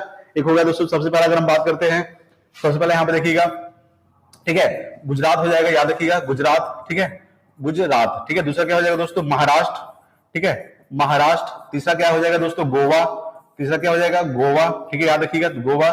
चौथा की अगर हम बात करेंगे गुजरात, महाराष्ट्र, गोवा, कर्नाटक, केरल। ठीक है, याद रखिएगा कर्नाटक। ठीक है, कर्नाटक। पांचवा क्या हो जाएगा दोस्तों? केरल। ठीक है, छठा क्या हो जाएगा दोस्तों? तमिलनाडु। याद रखिएगा तमिलनाडु। अगर हम बात करेंगे अगला 7वां क्या हो जाएगा? आंध्र प्रदेश, यानी कि एपी, यानी कि आंध्र प्रदेश। 8वां क्या हो जाएगा दोस्तों? उड़ीसा। ठीक है, याद रखिएगा 8वां क्या हो जाएगा? उड़ीसा। अगर हम बात करते हैं 9वां के बारे में, ये हो जाएगा वेस्ट बंगाल, यानी कि पश्चिम बंगाल। यानी कि भारत के टोटल 9 राज्य जो है दोस्तों समुद्र के साथ सीमा साझा करता है। कौन कौन सा? गुजरात, महाराष्ट्र, गोवा, कर्नाटक, केरल, तमिलनाडु, आंध्र प्रदेश, उड़ीसा और वेस्ट बंगाल। ठीक है, याद रखिएगा। अगर हम बात करते हैं कि भारत में किस राज्य का समुद्र तट सबसे लंबा है, तो गुजरात का है। सबसे पहला क्या है दोस्तों? गुजरात। यानी कि गुजरात राज्य का तट रेखा सबसे लंबी है। याद रखिएगा कि गुजरात राज्य का तट रेखा जो है सबसे लंबी है। ठीक है, गुजरात की राजधानी क्या हो जाएगा? गांधीनगर। महाराष्ट्र क्या हो जाएगा? मुंबई। मुंबई को क्या कहा जाता है? 7 टापुओं का शहर भी कहा जाता है। ठीक है, याद रखिएगा। गोवा क्या है दोस्तों? गोवा अगर हम बात करें गोवा के बारे में, तो क्षेत्रफल की दृष्टि से सबसे छोटा राज्य कौन सा है? गोवा जो है क्षेत्रफल की दृष्टि से भारत का सबसे छोटा राज्य है। क्षेत्रफल की दृष्टि से सबसे बड़ा राज्य क्या हो जाएगा? राजस्थान जो है क्षेत्रफल की दृष्टि से सबसे बड़ा राज्य है, ठीक है। अगर हम बात करते हैं कर्नाटक के बारे में, कर्नाटक की राजधानी क्या है दोस्तों? बेंगलुरु, और बेंगलुरु को सिलिकॉन सिटी के नाम से भी जाना जाता है, और बेंगलुरु में ही इसरो का मुख्यालय स्थित है, याद रखिएगा। इसरो का स्थापना कब हुआ था? 1969 में हुआ था, याद रखिएगा दोस्तों। केरल की राजधानी क्या है? तिरुवनंतपुरम, याद रखिएगा दोस्तों। सबसे ज्यादा थोरियम कहां पाया जाता है? केरल में पाया जाता है। अगर हम बात करें तमिलनाडु बारे में, तमिलनाडु की राजधानी क्या है? चेन्नई, ठीक है। आंध्र प्रदेश की राजधानी क्या है? आंध्र प्रदेश की राजधानी दोस्तों अमरावती, ठीक है। तेलंगाना का हैदराबाद, ठीक है, याद रखिएगा। उड़ीसा राजधानी क्या हो जाएगा? भुवनेश्वर, और वेस्ट बंगाल का वेस्ट बंगाल की राजधानी क्या हो जाएगा दोस्तों? कोलकाता, याद रखिएगा। तो भारत में किस राज्य समुद्र तट रेखा सबसे लंबी है? तो गुजरात का है। अगला दोस्तों 30 नंबर सवाल कि 2.5 दिन का झोपड़ा किसने बनवाया था? ठीक है, यहाँ पे सवाल है कि 2.5 दिन, ठीक है, 2.5 दिन का झोपड़ा किसने बनवाया था? कुतुबुद्दीन ऐबक ने, याद रखिएगा, कुतुबुद्दीन ऐबक, ठीक है दोस्तों, ठीक है, कुतुबुद्दीन ऐबक, याद रखिएगा, कुतुबुद्दीन ऐबक ने 2.5 दिन का झोपड़ा का निर्माण करवाया था। कुतुबुद्दीन ऐबक, याद रखिएगा कि कुतुबुद्दीन ऐबक ने क्या करवाया था दोस्तों? तो कुतुबुद्दीन ऐबक ने 2.5 दिन का झोपड़ा का निर्माण यानी कि बनवाया था कुतुबुद्दीन ऐबक, ठीक है, याद रखिएगा। अगला सवाल देखते हैं 31 नंबर सवाल। 31 नंबर सवाल है कि विटामिन ए की कमी से कौन सा रोग होता है? याद रखिएगा, विटामिन ए की कमी से कौन सा रोग होता है दोस्तों? विटामिन ए की कमी से होता है, अगर हम बात करते हैं विटामिन ए की कमी से रतौंधी होता है। क्या होता है? रतौंधी, ठीक है, रतौंधी होता है विटामिन ए की कमी से। अगर हम बात करते हैं कि विटामिन ए का रासायनिक नाम क्या होता है? विटामिन ए का रासायनिक नाम होता है रेटिनॉल, याद रखिएगा कि रेटिनॉल जो दोस्तों विटामिन ए का रासायनिक नाम होता है। अगर हम बात करते हैं विटामिन ए का सबसे सर्वोत्तम स्रोत क्या है? सर्वोत्तम स्रोत है दोस्तों गाजर, याद रखिएगा, गाजर जो है ये विटामिन ए का सबसे सर्वोत्तम स्रोत है, ठीक है। विटामिन ए की कमी से कौन सा रोग होता है? रतौंधी होता है। विटामिन ए का सही नाम क्या होता है? रेटिनॉल होता है, याद रखिएगा। विटामिन ए का सर्वोत्तम स्रोत क्या है दोस्तों? गाजर, ठीक है। अगर हम बात करते हैं जैसे विटामिन सी, यहाँ पे देखिएगा विटामिन सी, ठीक है, विटामिन सी, विटामिन क्या हो जाएगा दोस्तों? बी यानी कि B1, विटामिन B2 होता है, ठीक है। उसी तरह से बहुत सारा vitamin B12, vitamin B5, vitamin B6, vitamin B7, यानी विटामिन B7 का नाम होता है बायोटीन। मेन रूप से vitamin B1, vitamin B12, vitamin B12 भी होता है जिसका सही नाम होता है साइनोकोबालामिन, यानी कि विटामिन B12 में सबसे ज्यादा कोबाल्ट पाया जाता है, याद रखिएगा, ठीक है। उसी तरह से विटामिन क्या हो जाएगा? विटामिन ई हो जाएगा दोस्तों, ठीक है। विटामिन क्या हो जाएगा? विटामिन के हो जाएगा। अगर हम बताए थे कि जल में घुलनशील विटामिन कौन सा है? तो जल में घुलनशील विटामिन है दोस्तों बी और सी, याद रखिएगा, बी और सी जो है जल में घुलनशील विटामिन है। वसा में घुलनशील विटामिन कौन सा है? ए, डी, ई और के, याद रखिएगा, ए, डी, ई के जो है ये वसा में घुलनशील विटामिन है। क्या है? वसा में घुलनशील विटामिन है ए, डी, ई के, और जल में घुलनशील विटामिन है बी और सी, ठीक है, याद रखिएगा। फिर विटामिन के, विटामिन ई, विटामिन डी, याद रखिएगा दोस्तों, विटामिन डी, ठीक है। विटामिन सी का रासायनिक नाम क्या होता है? विटामिन सी का रासायनिक नाम क्या होता है दोस्तों? तो विटामिन सी का रासायनिक होता है एस्कॉर्बिक एसिड, ठीक है, याद रखिएगा। विटामिन सी की कमी से कौन सा रोग होता है? अस्कर्वी होता है, ठीक है। विटामिन B1 का रासायनिक नाम होता है थायमिन, और विटामिन B2 का रासायनिक नाम होता है राइबोफ्लोविन। विटामिन ई का रासायनिक नाम क्या होता है? टेकोफिरॉल। विटामिन के का रासायनिक नाम होता है फिलोक्विनोन, और विटामिन डी का रासायनिक नाम क्या होता है? कैल्सीफिरॉल। अगर हम बात करते हैं कि विटामिन डी की कमी से कौन सा रोग होता है? तो रिकेट्स होता है। विटामिन के की कमी से कौन सा रोग होता है? तो विटामिन के की कमी से होता है रक्त का थक्का ना बनना, ठीक है। विटामिन ई की कमी से कौन सा होता है? तो विटामिन ई की कमी से होता है बांझपन, औरत में बांझपन होता है, विटामिन ई की कमी से होता है, याद रखिएगा, ठीक है। अगर हम बात करते हैं कि विटामिन B1 की कमी से कौन सा रोग होता है? विटामिन B1 की कमी से होता है बेरी बेरी रोग, ठीक है। विटामिन सी की कमी से कौन सा होता है? अस्कर्वी रोग होता है, ठीक है। तो चलिए सवाल क्या था? विटामिन ई की कमी से, विटामिन ए की कमी से कौन सा रोग होता है? तो विटामिन ए की कमी से होता है रतौंधी, याद रखिएगा, ठीक है। चलिए अगला देखते हैं 32 नंबर सवाल। 32 नंबर सवाल दोस्तों आपके सामने 32 नंबर सवाल देखेंगे, ठीक है। देखिए 32 नंबर सवाल है कि अमेरिका का खोज किसने किया था? याद रखिएगा कि अमेरिका का खोज किया था कोलंबस ने, याद रखिएगा दोस्तों, कोलंबस, ठीक है, याद रखिएगा, कोलंबस, ठीक है, कोलंबस ने, कोलंबस, याद रखिए दोस्तों, कोलंबस ने क्या किया था? कोलंबस ने अमेरिका का खोज किया था। कब किया था? 1492 ईस्वी को, याद रखिएगा कि 1492 ईस्वी को अमेरिका ने कोलंबस, अमेरिका का खोज किसने किया था? तो कोलंबस ने अमेरिका का खोज कब किया था? 1492 ईस्वी को। अगर हम बात करते हैं अमेरिका की राजधानी क्या है दोस्तों वर्तमान में? अमेरिका राजधानी वाशिंगटन डीसी, और वाशिंगटन डीसी जो दोस्तों ये पोटोमेक नदी किनारे थे, याद रखिएगा कि वाशिंगटन डीसी जो है ये पोटोमेक नदी के किनारे स्थित है, याद रखिएगा। अगर हम बात करते हैं कि वाशिंगटन डीसी, ठीक है, याद रखिएगा दोस्तों कि वाशिंगटन डीसी किस नदी किनारे स्थित है? पोटोमेक नदी किनारे स्थित है। अमेरिका के वर्तमान में राष्ट्रपति कौन है? अमेरिका के राष्ट्रपति है दोस्तों जो बाइडेन, जो वर्तमान में अमेरिका के राष्ट्रपति है। और उपराष्ट्रपति कौन है अमेरिका के? तो अमेरिका के जो उपराष्ट्रपति है वो है कमला हैरिस, ठीक है, याद रखिएगा। अगर हम बात करते हैं यूएनओ का नाम सुनेंगे, यूएनओ, ठीक है, यूएनओ, यूनाइटेड नेशंस ऑर्गेनाइजेशन, इसका स्थापना कब हुआ था? 24 अक्टूबर 1945 को, ठीक है, याद रखिएगा दोस्तों। और यूएनओ का जो मुख्यालय स्थित है ये न्यूयॉर्क में स्थित है, और न्यूयॉर्क जो है ये हडसन नदी के किनारे स्थित है। ठीक है दोस्तों, चलिए अगला सवाल देखते हैं। अगला सवाल देखेंगे 33 नंबर सवाल। 33 नंबर सवाल आप लोग का है दोस्तों कि साबरमती आश्रम का स्थापना किसने किए थे? याद रखिएगा महात्मा गांधी ने। याद रखिएगा दोस्तों कि महात्मा गांधी, ठीक है, महात्मा गांधी ने किसका स्थापना किए थे? तो साबरमती आश्रम का स्थापना किए थे। कब किए थे? 1916 में किए थे। याद रखिएगा कि 1916 में साबरमती आश्रम का स्थापना किए थे। साबरमती नदी किनारे स्थित साबरमती आश्रम। याद रखिएगा कि साबरमती नदी के किनारे स्थित साबरमती आश्रम जो अहमदाबाद में स्थित है। कहां स्थित है? गुजरात के अहमदाबाद में साबरमती आश्रम का स्थापना किए थे महात्मा गांधी ने। कब किए थे? 1916 में किए थे। याद रखिए दोस्तों, ठीक है। अगर हम बात करते हैं महात्मा गांधी के बारे में, इनका जन्म कब हुआ था? 2 अक्टूबर 1869 को। याद रखिएगा 2 अक्टूबर 1869 को इनका जन्म हुआ था। ठीक है, 1869 को। ठीक है, 1869 को दोस्तों। ठीक है दोस्तों, इनकी मृत्यु कब हुई थी? 30 जनवरी 1948 को। याद रखिएगा 30 जनवरी 1948 को इनकी मृत्यु हुई थी। याद रखिएगा दोस्तों, ठीक है। ये दक्षिण अफ्रीका कब गए थे महात्मा गांधी? तो 1893 ईस्वी को दक्षिण अफ्रीका गए थे। लौटे कब थे? लौटे थे दक्षिण अफ्रीका से 9 जनवरी 1915 को। याद रखिएगा 9 जनवरी 1915 को दक्षिण अफ्रीका से वापस आए थे, इसलिए 9 जनवरी को क्या मनाया जाता है? तो भारतीय प्रवासी दिवस मनाया जाता है। ठीक है, याद रखिएगा। अगर हम बात करते हैं कि साबरमती आश्रम का स्थापना किसने किए थे? महात्मा गांधी ने किए थे। कब किए थे? 1916 में किए थे। ठीक है, इनका जन्म कब हुआ था? 2 अक्टूबर 1869 को। इनकी मृत्यु कब हुई थी? 30 जनवरी 1948 को। नाथूराम गोडसे ने गोली मार दिया था। याद रखिएगा। दक्षिण अफ्रीका कब गए थे? दक्षिण अफ्रीका गए थे 1893 को। वापस कब आए थे? 9 जनवरी 1915 को। 9 जनवरी क्या मनाया जाता है? भारतीय प्रवासी दिवस 9 जनवरी को मनाया जाता है। चलिए अगला सवाल लेते हैं, 34 नंबर सवाल। 34 नंबर सवाल है कि स्वराज पार्टी का स्थापना किसने किया था? याद रखिएगा कि स्वराज पार्टी का स्थापना किया था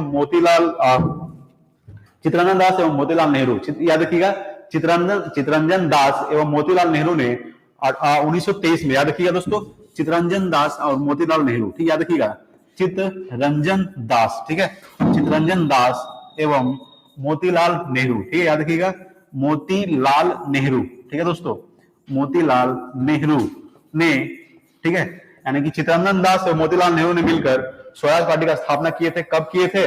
ये किए थे दोस्तों, याद रखिए कब किए थे? 1923 में। ठीक है, याद रखिएगा कि 1923 में। ठीक है, 1923 में चित्तरंजन दास एवं मोतीलाल नेहरू ने स्वराज पार्टी का स्थापना किए थे। कब किए थे? 1923 में। आप बहुत इंपॉर्टेंट सवाल है कि स्वराज पार्टी का स्थापना कब हुआ था? तो स्वराज पार्टी का स्थापना हुआ था 1923 में। किसने किया था? तो मोतीलाल नेहरू, यानी चित्तरंजन दास एवं मोतीलाल नेहरू ने मिलकर 1923 में स्वराज पार्टी का स्थापना किए थे। ठीक है, चलिए अगला सवाल लेते हैं, 35 नंबर सवाल। 35 नंबर सवाल है कि किस अनुसूची में 22 भाषाओं का उल्लेख किया गया? याद रखिएगा कि किस अनुसूची में? तो अनुसूची कितने होते हैं? याद रखिएगा अनुसूची होते टोटल दोस्तों 12। अनुसूची कितने होते हैं? अनुसूची याद रखिएगा कि अनुसूची कितनी होती है दोस्तों? टोटल अनुसूची कितनी होती है? 12 अनुसूची है। ठीक है, याद रखिएगा। अगर 8वीं अनुसूची में क्या कहा गया है? किस अनुसूची में 22 भाषाओं का उल्लेख किया गया है? याद रखिएगा कि 8वीं अनुसूची में, ठीक है, 8वीं अनुसूची में 22 भाषाओं का उल्लेख किया गया। याद रखिएगा दोस्तों कि 8वीं अनुसूची में 22 भाषाओं का उल्लेख किया गया। ठीक है, याद रखिएगा कि 8वीं अनुसूची में कितनी भाषाओं का? तो 22 भाषा का उल्लेख किया गया। याद रखिएगा 22 भाषा, ठीक है, 22 भाषा का उल्लेख किया गया है।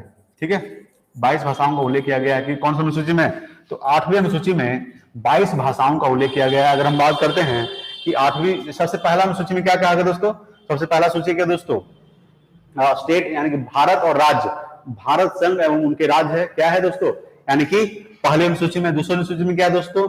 अगर हम बात करते हैं वेतन के बारे में बताया गया है। ठीक है, दूसरी अनुसूची में, ठीक है, याद रखिएगा। और तीसरी अनुसूची में क्या कहा गया? तीसरी अनुसूची में शपथ के बारे में बताया गया है। तीसरी अनुसूची में क्या बताया गया है? शपथ के बारे में बताया गया है। याद रखिएगा। और हम चौथी बात करते हैं तो राज्यसभा का उल्लेख किया गया है चौथी अनुसूची में। ठीक है, अगर हम बात करते हैं कि अनुसूचित जाति और जनजाति जो है किसमें उल्लेख किया गया है? तो 5वीं अनुसूची में जो है अनुसूचित जाति और जनजाति के बारे में बताया गया है।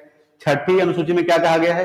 4 राज्यों का उल्लेख किया गया है। 6ठी अनुसूची में आपको पता होगा असम, मेघालय, त्रिपुरा और मिजोरम के बारे में बताया गया है 6ठी अनुसूची में। 7वीं अनुसूची में अगर बात करते हैं तो संघ सूची, राज्य सूची और समवर्ती सूची का उल्लेख किया गया है 7वीं अनुसूची में। और 8वीं अनुसूची में किसका उल्लेख किया गया दोस्तों? तो 8वीं अनुसूची में 22 भाषाओं का उल्लेख किया गया, याद रखिएगा। और 9वीं अनुसूची में भूमि सुधार का उल्लेख किया गया। कौन से सुधार? भूमि सुधार का उल्लेख किया गया। याद रखिएगा कि 9वीं अनुसूची में भूमि सुधार का उल्लेख किया गया। अगर हम बात करते हैं कि 10वीं अनुसूची में किसका उल्लेख किया गया? दल बदल कानून के बारे में आपको पता होगा। दल बदल का उल्लेख जो किया गया है, दल बदल, याद रखिएगा दल बदल कानून का जो उल्लेख किया गया दोस्तों 21 अनुसूची में किया गया है। 10वीं अनुसूची में, 11वीं अनुसूची में पंचायती राज का उल्लेख किया गया और 12वीं अनुसूची में नगर पालिका उल्लेख किया गया। याद रखिएगा। तो सवाल था कि किस अनुसूची में 22 भाषाओं का उल्लेख किया गया है? तो 8वीं अनुसूची में 22 भाषाओं का उल्लेख किया गया, याद रखिएगा दोस्तों। ठीक है, चलिए अनुसूची टोटल कितना है, 12 अनुसूची है। ठीक है, भाषा कितना है दोस्तों, ये टोटल कितने भाग हैं, तो 22 भाग है, याद रखिएगा कितने भाग हैं, 22 भाग है और 395 अनुच्छेद है, आपको ये भी ध्यान रखना है। सवाल अगला 36 नंबर सवाल है कि सुशासन दिवस कब मनाया जाता है, याद रखिएगा कि सुशासन दिवस मनाया जाता है 25 दिसंबर को, याद रखिएगा कि 25 दिसंबर को। ठीक है दोस्तों, 25 दिसंबर को सुशासन दिवस मनाया जाता है, यानी कि अटल बिहारी वाजपेयी के जन्म दिवस पर सुशासन दिवस मनाया जाता है कि कब, यानी कि 25 दिसंबर को सुशासन दिवस मनाया जाता है, याद रखिएगा। ठीक है, याद रखिएगा कि सुशासन दिवस कब मनाया जाता है, 25 दिसंबर को अटल बिहारी वाजपेयी की जन्म दिवस पर। ठीक है, चलिए अगला सवाल देखते हैं। अगला सवाल है 37 नंबर सवाल। 37 नंबर सवाल है कि मदुरई किस नदी के किनारे स्थित है, याद रखिएगा कि मदुरई जो है वैगेई नदी के किनारे स्थित है, याद रखिएगा कौन सी नदी, वैगेई नदी के किनारे स्थित है मदुरई, याद रखिएगा। मदुरई किस नदी के किनारे स्थित है, तो वैगेई नदी के किनारे स्थित है, वह गेई नदी के किनारे स्थित है दोस्तों, कौन, तो मदुरई। ठीक है, याद रखिएगा। अगला 38 नंबर सवाल है दोस्तों कि भारत में मुस्लिम लीग की स्थापना कब हुआ था, याद रखिएगा कि 1906 में, याद रखिएगा कि 1906 में। ठीक है, मुस्लिम का स्थापना कब हुआ था, 1906 में, किसने किया था, तो आगा खां, याद रखिएगा आगा खां ने मुस्लिम लीग का स्थापना किए थे, कब किए थे, 1906 में, आगा खां ने मुस्लिम लीग की स्थापना किए थे 1906 में। अगला सवाल देखते हैं 39 नंबर सवाल। 39 नंबर सवाल है कि यांत्रिक ऊर्जा को विद्युत ऊर्जा में कौन रूपांतरित करता है, याद रखिएगा कि यांत्रिक ऊर्जा को विद्युत ऊर्जा में डायनमो, याद रखिएगा दोस्तों, डायनमो जो है, याद रखिएगा डायनेमो। ठीक है, डायनमो क्या करता है दोस्तों, तो डायनमो क्या करता है, यांत्रिक ऊर्जा को विद्युत ऊर्जा में रूपांतरित करता है, याद रखिएगा कि यांत्रिक ऊर्जा को विद्युत ऊर्जा में कौन बदलता है, तो डायनमो जो है यांत्रिक ऊर्जा को विद्युत ऊर्जा में कन्वर्ट करता है, यानी कि बदलता है, याद रखिएगा दोस्तों। अगला है दोस्तों 40 नंबर सवाल। 40 नंबर सवाल है कि लोकटक झील किस राज्य में स्थित है, याद रखिएगा कि लोकटक झील दोस्तों मणिपुर में, याद रखिएगा कि मणिपुर में स्थित है लोकटक झील, याद रखिए दोस्तों। ठीक है, लोकटक झील कहां स्थित है, मणिपुर में स्थित है। ठीक है, लोकटक झील में ही भारत का एकमात्र तैरता हुआ राष्ट्रीय उद्यान है किबुल लामजाओ राष्ट्रीय उद्यान, जो भारत का एकमात्र तैरता हुआ राष्ट्रीय उद्यान, याद रखिएगा किबुल लामजाओ राष्ट्रीय उद्यान। ठीक है, याद रखिएगा किबुल, ठीक है, किबुल लामजाओ, ठीक है, किबुल लामजाओ राष्ट्रीय उद्यान। ठीक है दोस्तों, राष्ट्रीय उद्यान जो भारत का एकमात्र तैरता हुआ राष्ट्रीय उद्यान है, राष्ट्रीय उद्यान दोस्तों, याद रखिएगा किबुल लामजाओ। ठीक है, किबुल लामजाओ राष्ट्रीय उद्यान जो दोस्तों भारत का एकमात्र राष्ट्रीय उद्यान है जो तैरता हुआ राष्ट्रीय उद्यान, जो कहां स्थित है, मणिपुर में स्थित है। मणिपुर यानी कि किस झील में स्थित है, तो लोकटक झील में स्थित है किबुल लामजाओ राष्ट्रीय उद्यान, जो भारत का एकमात्र तैरता हुआ राष्ट्रीय उद्यान है, यह ध्यान रखना है। तो लोकटक झील किस राज्य में स्थित है, तो मणिपुर में स्थित है लोकटक झील। ठीक है दोस्तों, चलिए अगला सवाल देखते हैं 41 नंबर सवाल। 41 नंबर सवाल है कि कुचिपुड़ी किस राज्य का नृत्य है, याद रखिएगा कुचिपुड़ी जो दोस्तों आंध्र प्रदेश का नृत्य है, यानी कि एपी यानी कि आंध्र प्रदेश। ठीक है, आंध्र प्रदेश की राजधानी क्या है दोस्तों, अमरावती, याद रखिएगा अमरावती जो दोस्तों ये क्या है, ये वर्तमान में आंध्र प्रदेश की राजधानी है अमरावती। अगर हम बात करते हैं कुचिपुड़ी किस राज्य का नृत्य है, तो आंध्र प्रदेश का नृत्य है कुचिपुड़ी। ठीक है, अगला 42 नंबर सवाल कि जयपुर शहर के संस्थापक कौन थे, याद रखिएगा कि जयपुर शहर के जो संस्थापक थे ये सवाई जयसिंह प्रताप थे, याद रखिएगा संस्थापक। अगर हम बात करते हैं संस्थापक के बारे में, सबसे पहले जानते हैं कि जयपुर का स्थापना किसने किया था, तो जयपुर का जो स्थापना यानी कि संस्थापक थे कौन थे, सवाई जयसिंह प्रताप, याद रखिएगा सवाई जयसिंह प्रताप। ठीक है दोस्तों, सवाई जयसिंह प्रताप, याद रखिएगा सवाई जयसिंह प्रताप जो थे, प्रताप, याद रखिएगा सवाई जयसिंह प्रताप यानी कि जयपुर शहर के संस्थापक है सवाई जयसिंह प्रताप। अगर हम बात करते हैं कि जयपुर को क्या कहा जाता है, जयपुर को पिंक सिटी के नाम से जाना जाता है। जयपुर किसकी राजधानी दोस्तों, राजस्थान की राजधानी है जयपुर, याद रखिएगा राजस्थान की राजधानी क्या है दोस्तों, राजस्थान की जो राजधानी है क्या है दोस्तों, जयपुर। क्या है, जयपुर जो है ये क्या है दोस्तों, राजस्थान की राजधानी। अगर हम बात करते हैं जयपुर को पिंक सिटी भी कहा जाता है। जयपुर का संस्थापक कौन थे, सवाई जयसिंह प्रताप। अगर हम बात करते हैं कि क्षेत्रफल की दृष्टि से सबसे बड़ा राज्य कौन सा है दोस्तों, तो क्षेत्रफल की दृष्टि से भारत का सबसे बड़ा राज्य राजस्थान, और सबसे छोटा राज्य क्या है दोस्तों, गोवा, याद रखिएगा क्षेत्रफल की दृष्टि से सबसे छोटा राज्य। अगर हम बात करते हैं कि जनसंख्या की दृष्टि से सबसे बड़ा राज्य कौन सा है, उत्तर प्रदेश, और जनसंख्या की दृष्टि से सबसे छोटा राज्य कौन सा है, सिक्किम है। अगर हम बात करते हैं कि थार मरुस्थल कहां है दोस्तों, थार जो मरुस्थल है ये भी स्थित है राजस्थान में। ठीक है, याद रखिएगा।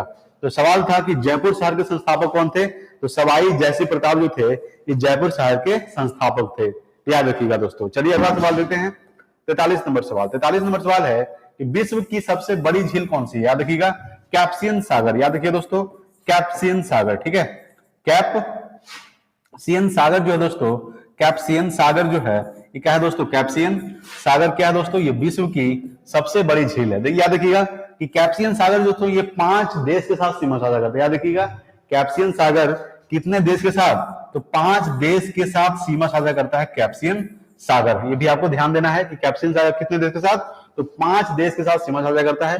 विश्व की सबसे बड़ी झील कौन सी है, तो कैप्सियन सागर जो दोस्तों विश्व की सबसे बड़ी झील है। विश्व की सबसे बड़ी मीठे पानी का झील, तो सुपीरियर झील। याद रखिएगा कि विश्व की सबसे बड़ी मीठे पानी का झील सुपीरियर झील, याद रखिएगा दोस्तों, ठीक है।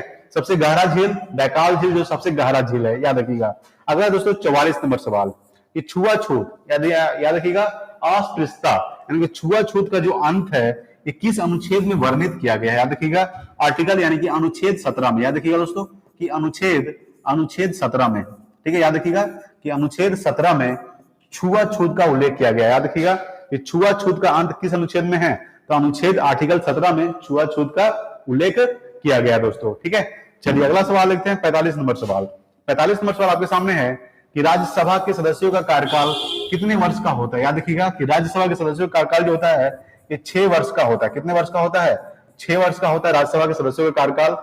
राज्यसभा के सदस्यों का कार्यकाल कितने वर्ष का होता है दोस्तों, तो 6 वर्ष का होता है। अगला 46 नंबर सवाल कि भारी जल, ठीक है। याद रखिएगा कि भारी जल, ठीक है दोस्तों, भारी जल का रासायनिक सूत्र क्या होता है, तो भारी जल का जो रासायनिक सूत्र होता है ड्यूटेरियम ऑक्साइड यानी कि D2O। याद रखिएगा D2O क्या है दोस्तों, ये भारी जल का रासायनिक सूत्र है जिसको हम क्या बोलते हैं, ड्यूटेरियम ऑक्साइड बोलते हैं। क्या बोलते हैं, ड्यूटेरियम ऑक्साइड, ये भारी जल का रासायनिक सूत्र होता है, ठीक है। चलिए नेक्स्ट देखते हैं अगला दोस्तों 47 नंबर सवाल। 47 नंबर सवाल है कि विद्युत बल्ब का फिलामेंट किसके बने होते हैं। याद रखिएगा विद्युत बल्ब का जो फिलामेंट बना होता है टंगस्टन का बना होता है। किसका बना होता है, टंगस्टन का बना होता है। याद रखिएगा दोस्तों, ठीक है।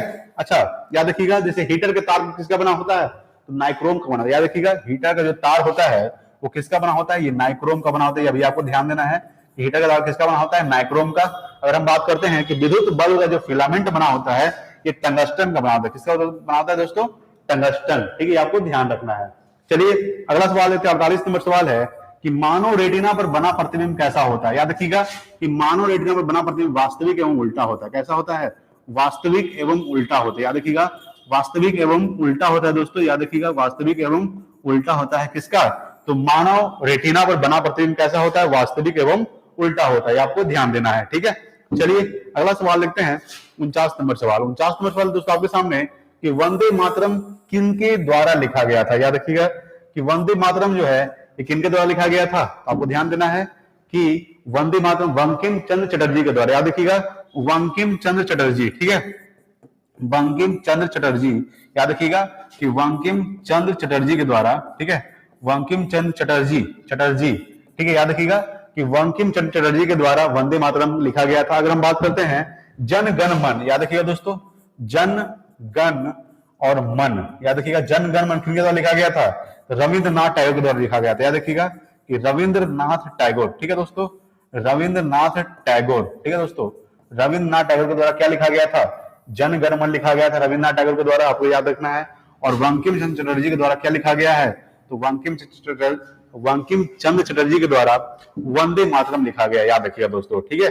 चलिए अगला सवाल है 50 नंबर सवाल है कि भारतीय रिजर्व बैंक का स्थापना कब हुआ था। 1 अप्रैल 1936 को। याद रखिएगा 1 अप्रैल 1935 को, ठीक है, 1 अप्रैल 1935 को, 1 अप्रैल 1935 को किसका स्थापना हुआ था दोस्तों, तो भारतीय रिजर्व बैंक का स्थापना हुआ था 1 अप्रैल 1935 को। याद रखना है कि भारतीय रिजर्व बैंक का स्थापना कब हुआ था, 1 अप्रैल 1935 को हुआ था, ठीक है।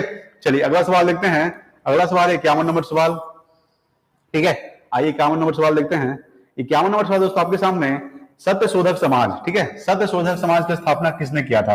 याद रखिएगा कि 1873 ईस्वी को, ठीक है, ज्योतिबा फुले, ठीक है। याद रखिएगा दोस्तों कि ज्योतिबा, ठीक है दोस्तों, ज्योतिबा फुले के द्वारा। याद रखिएगा कि ज्योतिबा फुले के द्वारा 1873 ईस्वी को, याद रखिएगा ज्योतिबा फुले के द्वारा 1873 ईस्वी को सत्य शोधक समाज की स्थापना किया गया था। किनके द्वारा, तो ज्योतिबा के द्वारा 1873 ईस्वी को, ठीक है दोस्तों, ज्योतिबा फुले के द्वारा 1873 ईस्वी को, 1873 ईस्वी को, ठीक है, ज्योतिबा फुले के द्वारा 1873 ईस्वी को सत्य शोधक समाज की स्थापना किया गया था। ये आपको ध्यान में रखना है, ठीक है। चलिए अगला सवाल देखते हैं। 52 नंबर सवाल है कि तराइन का प्रथम युद्ध कब हुआ था। याद रखिएगा तराइन का जो प्रथम युद्ध हुआ था वो हुआ था 1191 ईस्वी को। याद रखिएगा 1191 ईस्वी को तराइन का प्रथम युद्ध हुआ था। किसके किसके बीच हुआ था, तो मोहम्मद गौरी और पृथ्वीराज चौहान के बीच हुआ था। याद रखिएगा कि मोहम्मद गौरी और पृथ्वीराज चौहान के बीच तराइन का पहला युद्ध हुआ था। याद रखिएगा इसमें विजय कौन हुआ था, तो पृथ्वीराज चौहान जीत गए थे पहला युद्ध में। तराइन का द्वितीय युद्ध कब हुआ था, तो 1192 ईस्वी को। याद रखिएगा 1192 ईस्वी को तराइन का दूसरा युद्ध हुआ था। याद रखिएगा दूसरा युद्ध कब हुआ था, 1192 ईस्वी को। पहला युद्ध कब हुआ था, 1191 ईस्वी को तराइन का प्रथम युद्ध हुआ था मोहम्मद गौरी और पृथ्वीराज चौहान के बीच, ठीक है, जिसमें विजय कौन हुआ था प्रथम युद्ध में, तो पृथ्वीराज चौहान जीत गए थे। दूसरा युद्ध में पृथ्वीराज चौहान हार गए थे, आपको ध्यान रखना है। यानी दूसरा युद्ध में कौन जीता था, तो मोहम्मद गौरी जीत गए थे। तो तराइन का प्रथम युद्ध कब हुआ था, 1191 ईस्वी को। तराइन का दूसरा युद्ध कब हुआ था, 1192 ईस्वी को हुआ था। ये आपको ध्यान रखना है, ठीक है।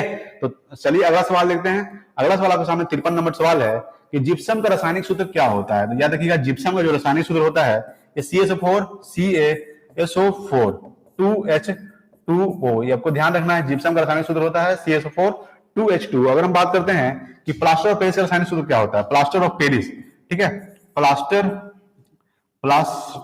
ठीक है, प्लास्टर ऑफ पेरिस, ठीक है दोस्तों।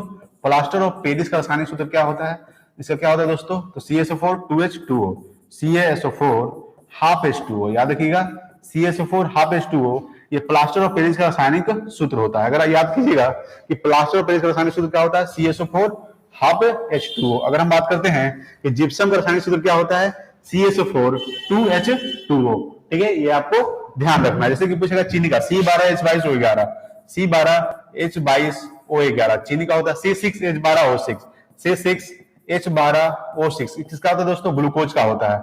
H2O, ठीक है, D2O, H2O जल का, D2O भारी जल का, ठीक है। N2O क्या होता है, नाइट्रस ऑक्साइड का, आपको ध्यान देना है, नाइट्रस ऑक्साइड का।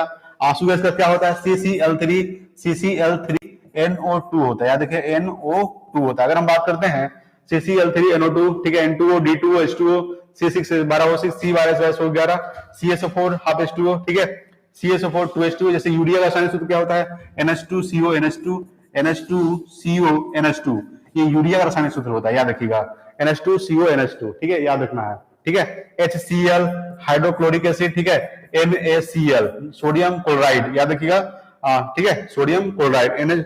H2SO4, ठीक है, तो सल्फ्यूरिक एसिड H2SO4। इस थोड़ा आपको ध्यान रखना है, ठीक है दोस्तों। तो जिप्सम का रासायनिक सूत्र क्या होता है, CaSO4 2H2O, ठीक है। चलिए अगला सवाल देखते हैं, 54 नंबर सवाल। 54 नंबर सवाल है कि पीतल किसका मिश्रण होता है। याद रखिएगा पीतल तांबा एवं जस्ता का मिश्रण होता है। याद रखिएगा पीतल जो है ये तांबा और जस्ता, याद रखिएगा तांबा, ठीक है, तांबा और जस्ता का मिश्रण होता है। याद रखिएगा तांबा और जस्ता, ठीक है दोस्तों, जिसको जिंक बोलते हैं, जिसका संकेत क्या होता है, तांबा। जस्ता का संकेत क्या होता है, जस्ता का संकेत क्या होता है दोस्तों, जस्ता का जो संकेत होता है वो होता है Zn होता है। क्या होता है, Zn, ये जस्ता का संकेत होता है। याद रखिएगा तांबा जिसको हम लोग कॉपर भी बोलते हैं, ठीक है, तांबा को इंग्लिश में क्या बोलते हैं, कॉपर, ठीक है। याद रखिएगा Cu कॉपर, यानी कि पीतल जो है ये किसका मिश्रण है, तो तांबा और जस्ता का मिश्रण है पीतल। ये आपको ध्यान रखना है, किसका मिश्रण है दोस्तों, पीतल, तांबा और जस्ता का, ठीक है। चलिए नेक्स्ट देखते हैं अगला सवाल आपके सामने 55 नंबर सवाल कि डोगरी भाषा किस राज्य या फिर केंद्र शासित प्रदेश में बोली जाती है। याद रखिएगा कि डोगरी भाषा किस राज्य या फिर केंद्र शासित प्रदेश में बोली जाती है। याद रखिएगा दोस्तों ये जम्मू कश्मीर बोला है। डोगरी जो भाषा है दोस्तों, डोगरी भाषा ये कहां बोली जाती है, तो JK यानी कि जम्मू कश्मीर में बोली जाती है। याद रखिएगा JK यानी कि जम्मू कश्मीर में डोगरी भाषा बोली जाती है। अगर हम बात करें जम्मू कश्मीर वाले में, जम्मू कश्मीर क्या है दोस्तों, ये वर्तमान में केंद्र शासित प्रदेश है। आपको पता है कि 370 धारा हटने के बाद जम्मू कश्मीर को क्या बना दिया गया था, केंद्र शासित प्रदेश बनाया गया था। तो वर्तमान में 28 राज्य और 8 केंद्र शासित प्रदेश है।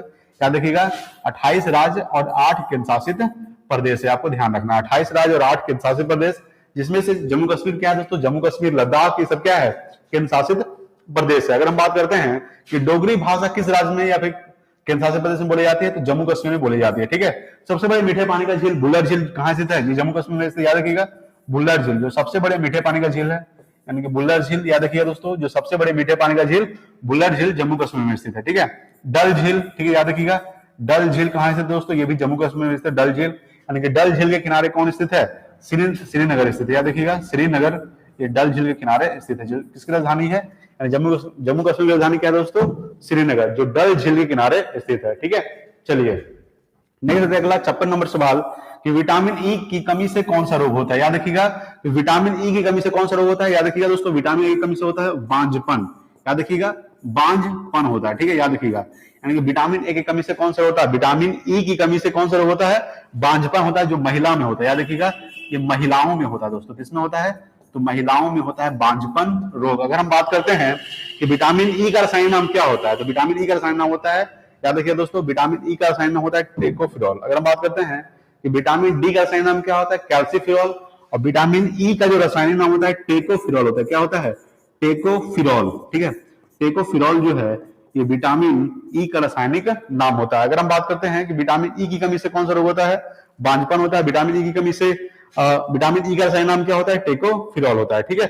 चलिए नेक्स्ट देखते हैं, अगला है 57 नंबर सवाल कि सती प्रथा को समाप्त किसने किया था, याद रखिएगा, लॉर्ड विलियम बेंटिंग ने, याद रखिएगा, ठीक है दोस्तों, लॉर्ड, ठीक है, लॉर्ड विलियम बेटिंग, ठीक है, लॉर्ड विलियम बेटिंग और राजा राम मोहन के द्वारा, ठीक है, लॉर्ड विलियम बेटिंग, ठीक है, लॉर्ड विलियम बेटिंग और राजा राम मोहन राय के द्वारा, ठीक है, राजा राम मोहन राय के द्वारा, मोहन राय, ठीक है दोस्तों। अगर हम बात करते हैं कि सती प्रथा का मतलब क्या होता है दोस्तों, सती प्रथा का मतलब होता है जिसकी पति का डेथ हो जाता है तो उसकी वो पति के साथ भी अपनी पत्नी को जलना पड़ता था, ठीक है, आग में, यानी कि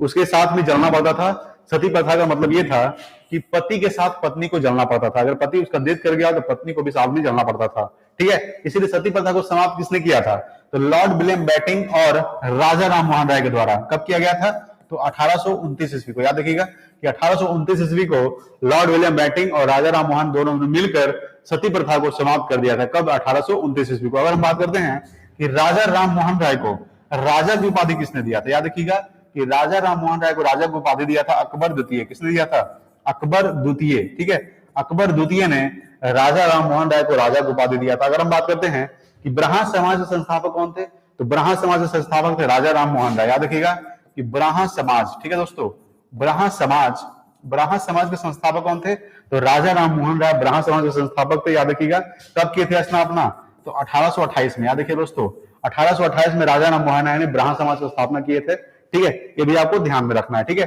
तो राजा राम मोहन राय को राजा की उपाधि किसने दिया था, अकबर द्वितीय ने राजा की उपाधि दिया था, ठीक है।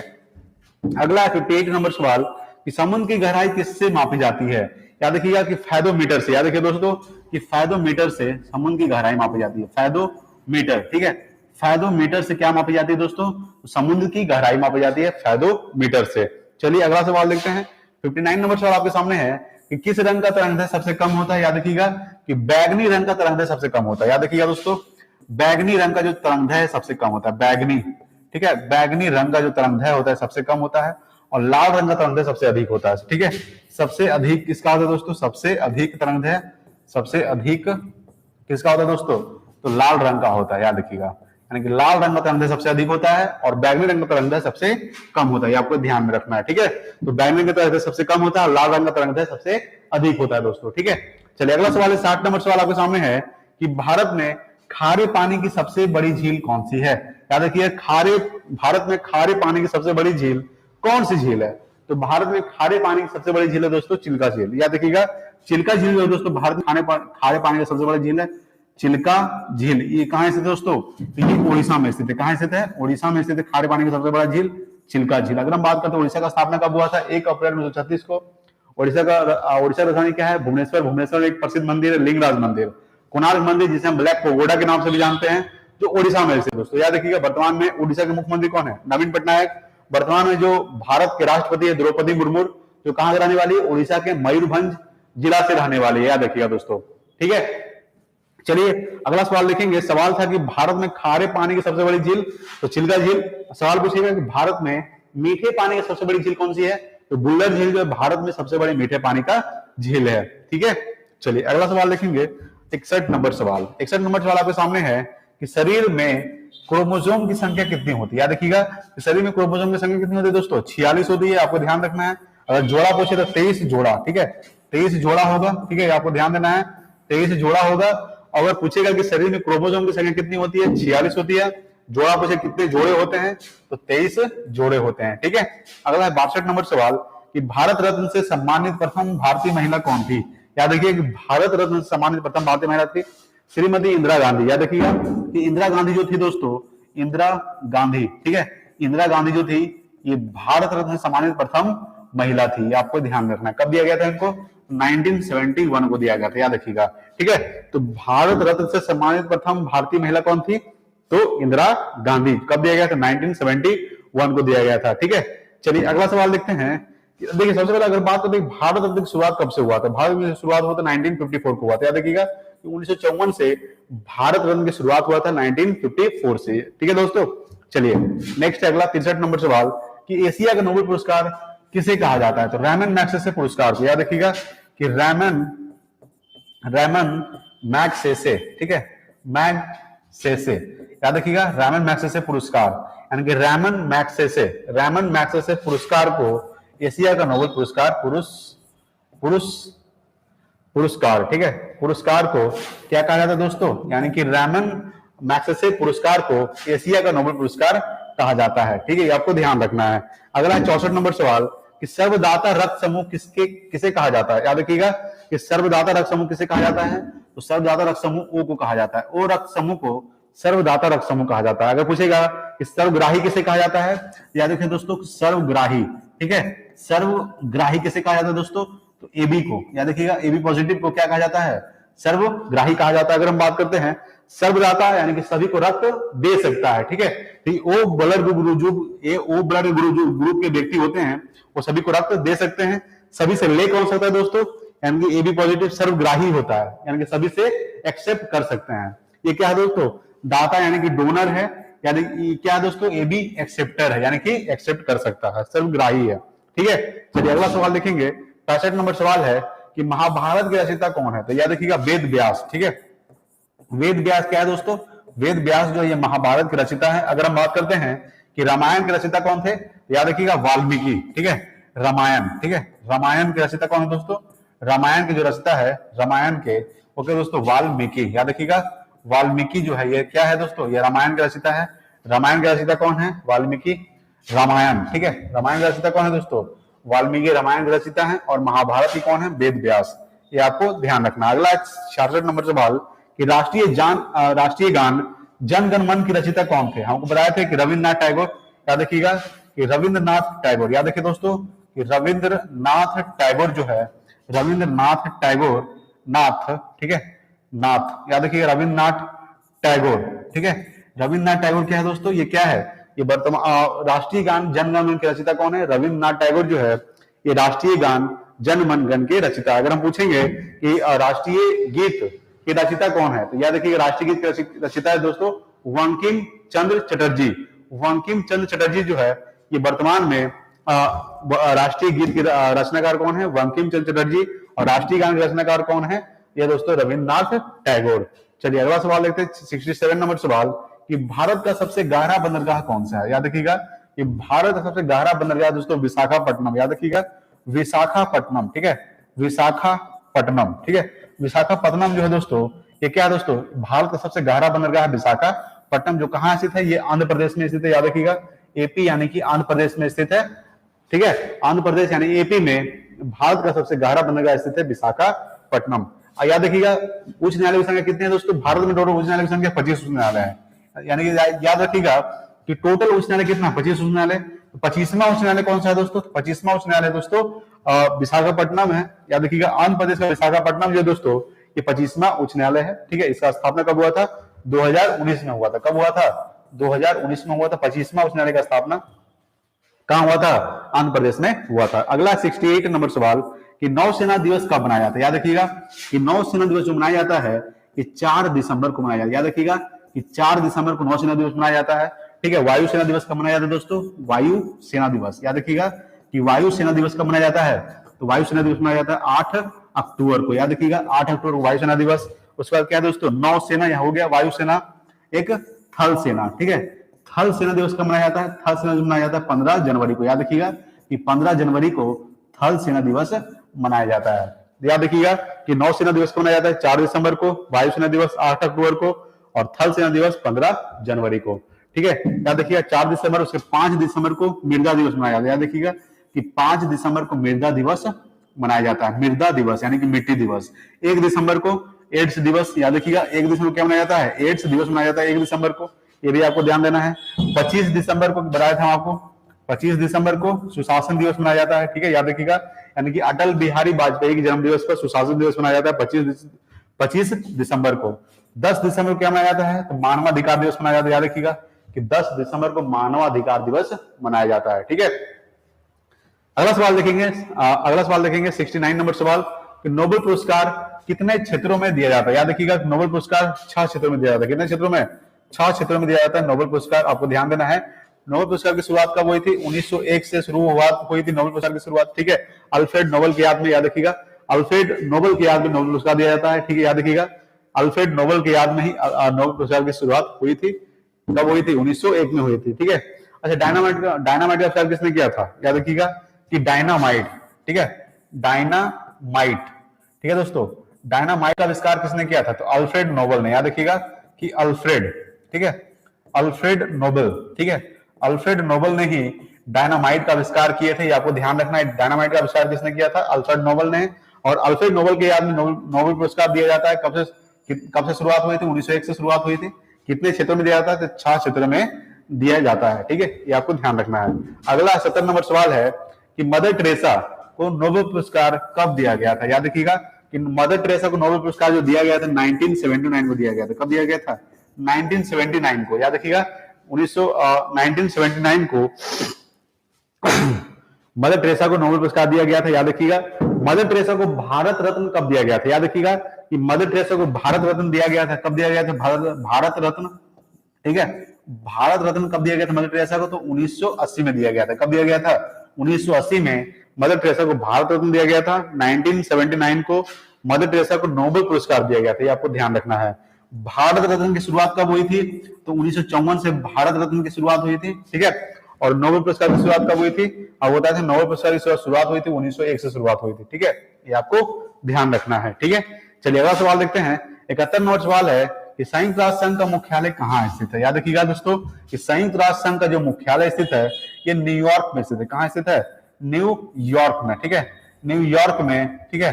किसका मुख्यालय स्थित है, तो न्यूयॉर्क में संयुक्त राष्ट्र संघ का मुख्यालय स्थित है। न्यूयॉर्क किस नदी किनारे स्थित है, न्यूयॉर्क जो है ये हडसन नदी के किनारे स्थित है। याद रखिएगा कि हडसन नदी के किनारे स्थित है न्यूयॉर्क, ठीक है दोस्तों, याद रखिएगा। अगर हम बात करते हैं संयुक्त राष्ट्र संघ यानी कि UNO, United Nations Organisation, full form क्या होता है यूएनओ का, यूनाइटेड नेशंस ऑर्गेनाइजेशन, ठीक है। इसका स्थापना कब हुआ था, इसका जो स्थापना हुआ था 24 अक्टूबर 1945 को हुआ था। कब हुआ था, 24 अक्टूबर 1945 को किसका स्थापना हुआ था, तो यूएनओ का स्थापना हुआ था। याद रखिएगा यूएनओ का स्थापना कब हुआ था, 24 अक्टूबर 1945 को। इसमें टोटल कितना देश शामिल है, इसमें टोटल 193 देश शामिल है। कितना देश शामिल है दोस्तों, तो 193 देश शामिल है, आपको याद रखिएगा 193 देश शामिल। 193 देश कौन सा है, 193 देश है दोस्तों दक्षिणी सूडान, आपको ध्यान देना है कौन सा है, दक्षिणी सूडान, ठीक है, दक्षिणी सूडान, जिसकी राजधानी क्या है दोस्तों, जुबा। याद रखिएगा जुबा जो है ये दक्षिणी सूडान की राजधानी है, ठीक है, ये आपको ध्यान रखना है। अगर हम बात करते हैं कि संयुक्त राष्ट्र संघ का मुख्यालय कहां स्थित है, न्यूयॉर्क में स्थित है।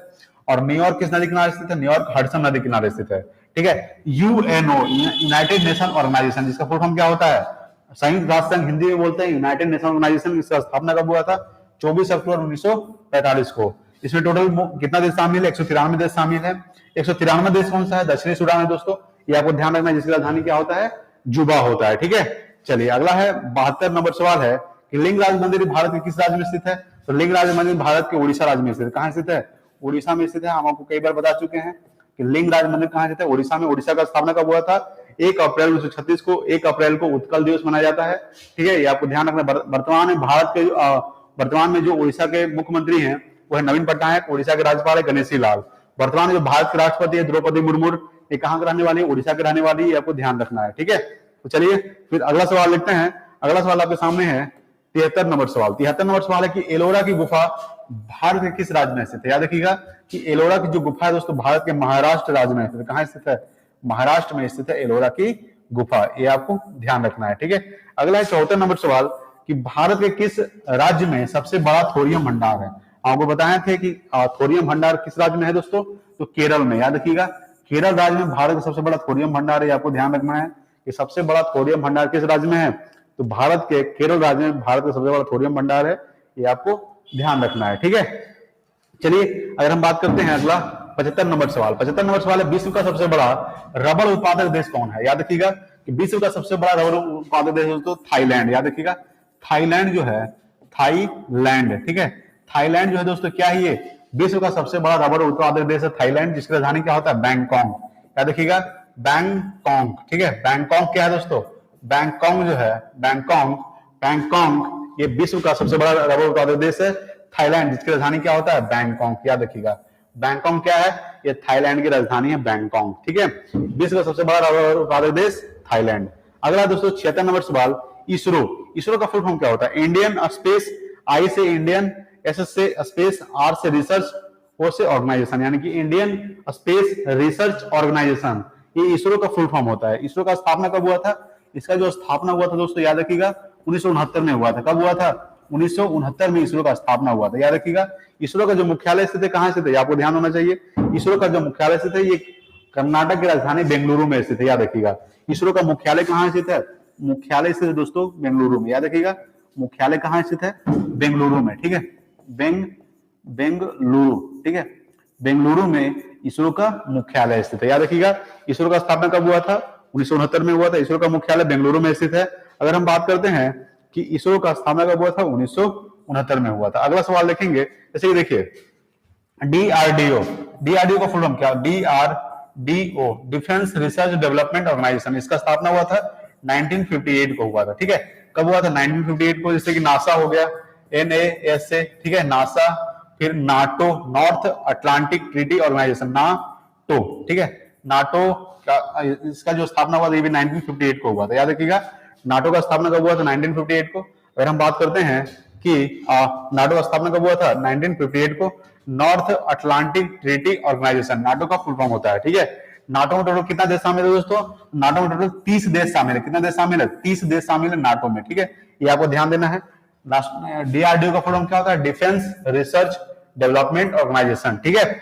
इसरो का स्थापना कब हुआ था, 1969 में हुआ था। इसरो का मुख्यालय बेंगलुरु में स्थित है। चलिए अगला सवाल देखते हैं, 77 नंबर सवाल, कि दो अक्षांशों के बीच की दूरी लगभग कितना किलोमीटर होता है। याद रखिएगा कि दो अक्षांशों के बीच की दूरी लगभग कितना किलोमीटर होता है, 111 किलोमीटर होता है। याद रखिएगा कि 111 किलोमीटर, 111 किलोमीटर, ठीक है, 111 किलोमीटर। ये क्या होता है दोस्तों, ये दो अक्षांशों के बीच की दूरी होता है लगभग 111 किलोमीटर होता है, आपको ध्यान देना है, ठीक है। तो दो अक्षांशों के बीच की दूरी को लगभग कितना किलोमीटर होता है, 111 किलोमीटर होता है। अगला है 78 नंबर सवाल, कि रेशम का उत्पादन का क्या कहलाता है। तो रेशम का उत्पादन सेरीकल्चर कहलाता है। याद रखिएगा कि सेरीकल्चर, ठीक है, सेरीकल्चर, ठीक है दोस्तों, सेरीकल्चर जो है ये रेशम का उत्पादन कहलाता है, सेरीकल्चर। अगर हम बात करते हैं विटीकल्चर क्या कहलाता है, अंगूर का उत्पादन। याद रखिएगा विटीकल्चर, ठीक है, विटीकल्चर जो है दोस्तों ये क्या कहलाता है, ये अंगूर का उत्पादन कहलाता है। क्या कहलाता है, अंगूर का उत्पादन, ठीक है, अंगूर का उत्पादन क्या कहलाता है, विटीकल्चर कहलाता है। सेरीकल्चर, ठीक है, और सेरीकल्चर क्या कहलाता है, रेशम का उत्पादन कहलाता है सेरीकल्चर। विटीकल्चर अंगूर का उत्पादन क्या कहलाता है दोस्तों, विटीकल्चर, ठीक है। याद रखिएगा वर्मी कल्चर, केचुआ के बारे में कहा जाता है वर्मी कल्चर, ठीक है। अगर हम बात करते हैं अगला सवाल 79 नंबर सवाल है, कि कैंप गोड़ा अंतरराष्ट्रीय हवाई अड्डा कहां स्थित है। याद रखिएगा कि कैंप गोड़ा अंतरराष्ट्रीय हवाई अड्डा कहां स्थित है दोस्तों, ये बेंगलुरु में स्थित है। याद रखिएगा कि बेंगलुरु में, याद रखिएगा दोस्तों बेंगलुरु, ठीक है, बेंगलुरु को सिलिकॉन सिटी कहा जाता है। बेंगलुरु कहां पड़ता है, कर्नाटक में पड़ता है। याद रखिएगा कि कर्नाटक में बेंगलुरु पड़ता है दोस्तों। याद रखिएगा कि कैंप गोड़ा अंतरराष्ट्रीय हवाई अड्डा कहां स्थित है, तो बेंगलुरु में स्थित है कैंप गोड़ा अंतरराष्ट्रीय हवाई अड्डा, ठीक है। अगला दोस्तों 80 नंबर सवाल आपके सामने है। अगर हम बात करते हैं 80 नंबर सवाल के बारे में, 80 नंबर सवाल है कि पानीपत का तीसरा युद्ध कब हुआ था। आपको पता है कि पानीपत का पहला युद्ध कब हुआ था दोस्तों, तो ये हुआ था 1526 ईस्वी को पानीपत का पहला युद्ध। दूसरा युद्ध कब हुआ था, 1556 ईस्वी को हुआ था पानीपत का दूसरा युद्ध। पानीपत का तीसरा युद्ध कब हुआ था, 1761 ईस्वी को हुआ था। याद रखिएगा अगर हम बात करते हैं पानीपत का पहला युद्ध किसके बीच हुआ था, तो बाबर और इब्राहिम लोदी के बीच हुआ था। पानीपत का दूसरा युद्ध किसके बीच हुआ था, तो अकबर और हेमू के बीच हुआ था। पानीपत का तीसरा युद्ध अब्दुल शाह अब्दाली और मराठों के बीच हुआ था। ये आपको ध्यान देना है, ठीक है। तो सवाल है पानीपत का तीसरा युद्ध कब हुआ था, पानीपत का तीसरा युद्ध हुआ 1761 ईस्वी। याद रखिएगा 1761 ईस्वी को पानीपत का तीसरा युद्ध हुआ था, ठीक है दोस्तों। चलिए अगला सवाल देखते हैं। अगला सवाल 81 नंबर सवाल। 81 नंबर सवाल है कि बिहार में लोकसभा सीटों की संख्या कितनी है। याद रखिएगा सबसे पहले जानते हैं कि बिहार की राजधानी क्या है, पटना। पटना किस नदी के नाम से थे, गंगा नदी। अगर हम बात करते हैं कि बिहार की वर्तमान मुख्यमंत्री कौन है, नीतीश कुमार, ठीक है। बिहार का स्थापना कब हुआ था, बिहार का जो स्थापना हुआ दोस्तों ये हुआ था 22 मार्च 1912 को, याद रखिएगा कि 22 मार्च 1912 को किसका स्थापना हुआ था, बिहार का स्थापना हुआ था, इसलिए 22 मार्च को क्या मनाया जाता है, बिहार दिवस मनाया जाता है। और 22 मार्च को जल दिवस भी मनाया जाता है, आपको ध्यान रखना है, ठीक है। तो बिहार में लोकसभा सीटों की कितनी संख्या है, तो बिहार में लोकसभा सीट की जो संख्या है, लोकसभा जो सीट की संख्या है दोस्तों कितनी है, वह दोस्तों 40, आपको याद रखना है कितनी सीट है, 40 सीट है लोकसभा की बिहार में, यानी कि बिहार में लोकसभा सीटों की संख्या कितनी है, 40। बिहार का स्थापना हुआ था 22 मार्च 1912 को, ये आपको ध्यान देना है, ठीक है। चलिए अगला है 82 नंबर सवाल है कि वर्तमान में बिहार के राज्यपाल कौन है, याद रखिएगा वर्तमान में जो बिहार के राज्यपाल है वह दोस्तों राजेंद्र विश्वनाथ आलेकर, याद रखिएगा कि राजेंद्र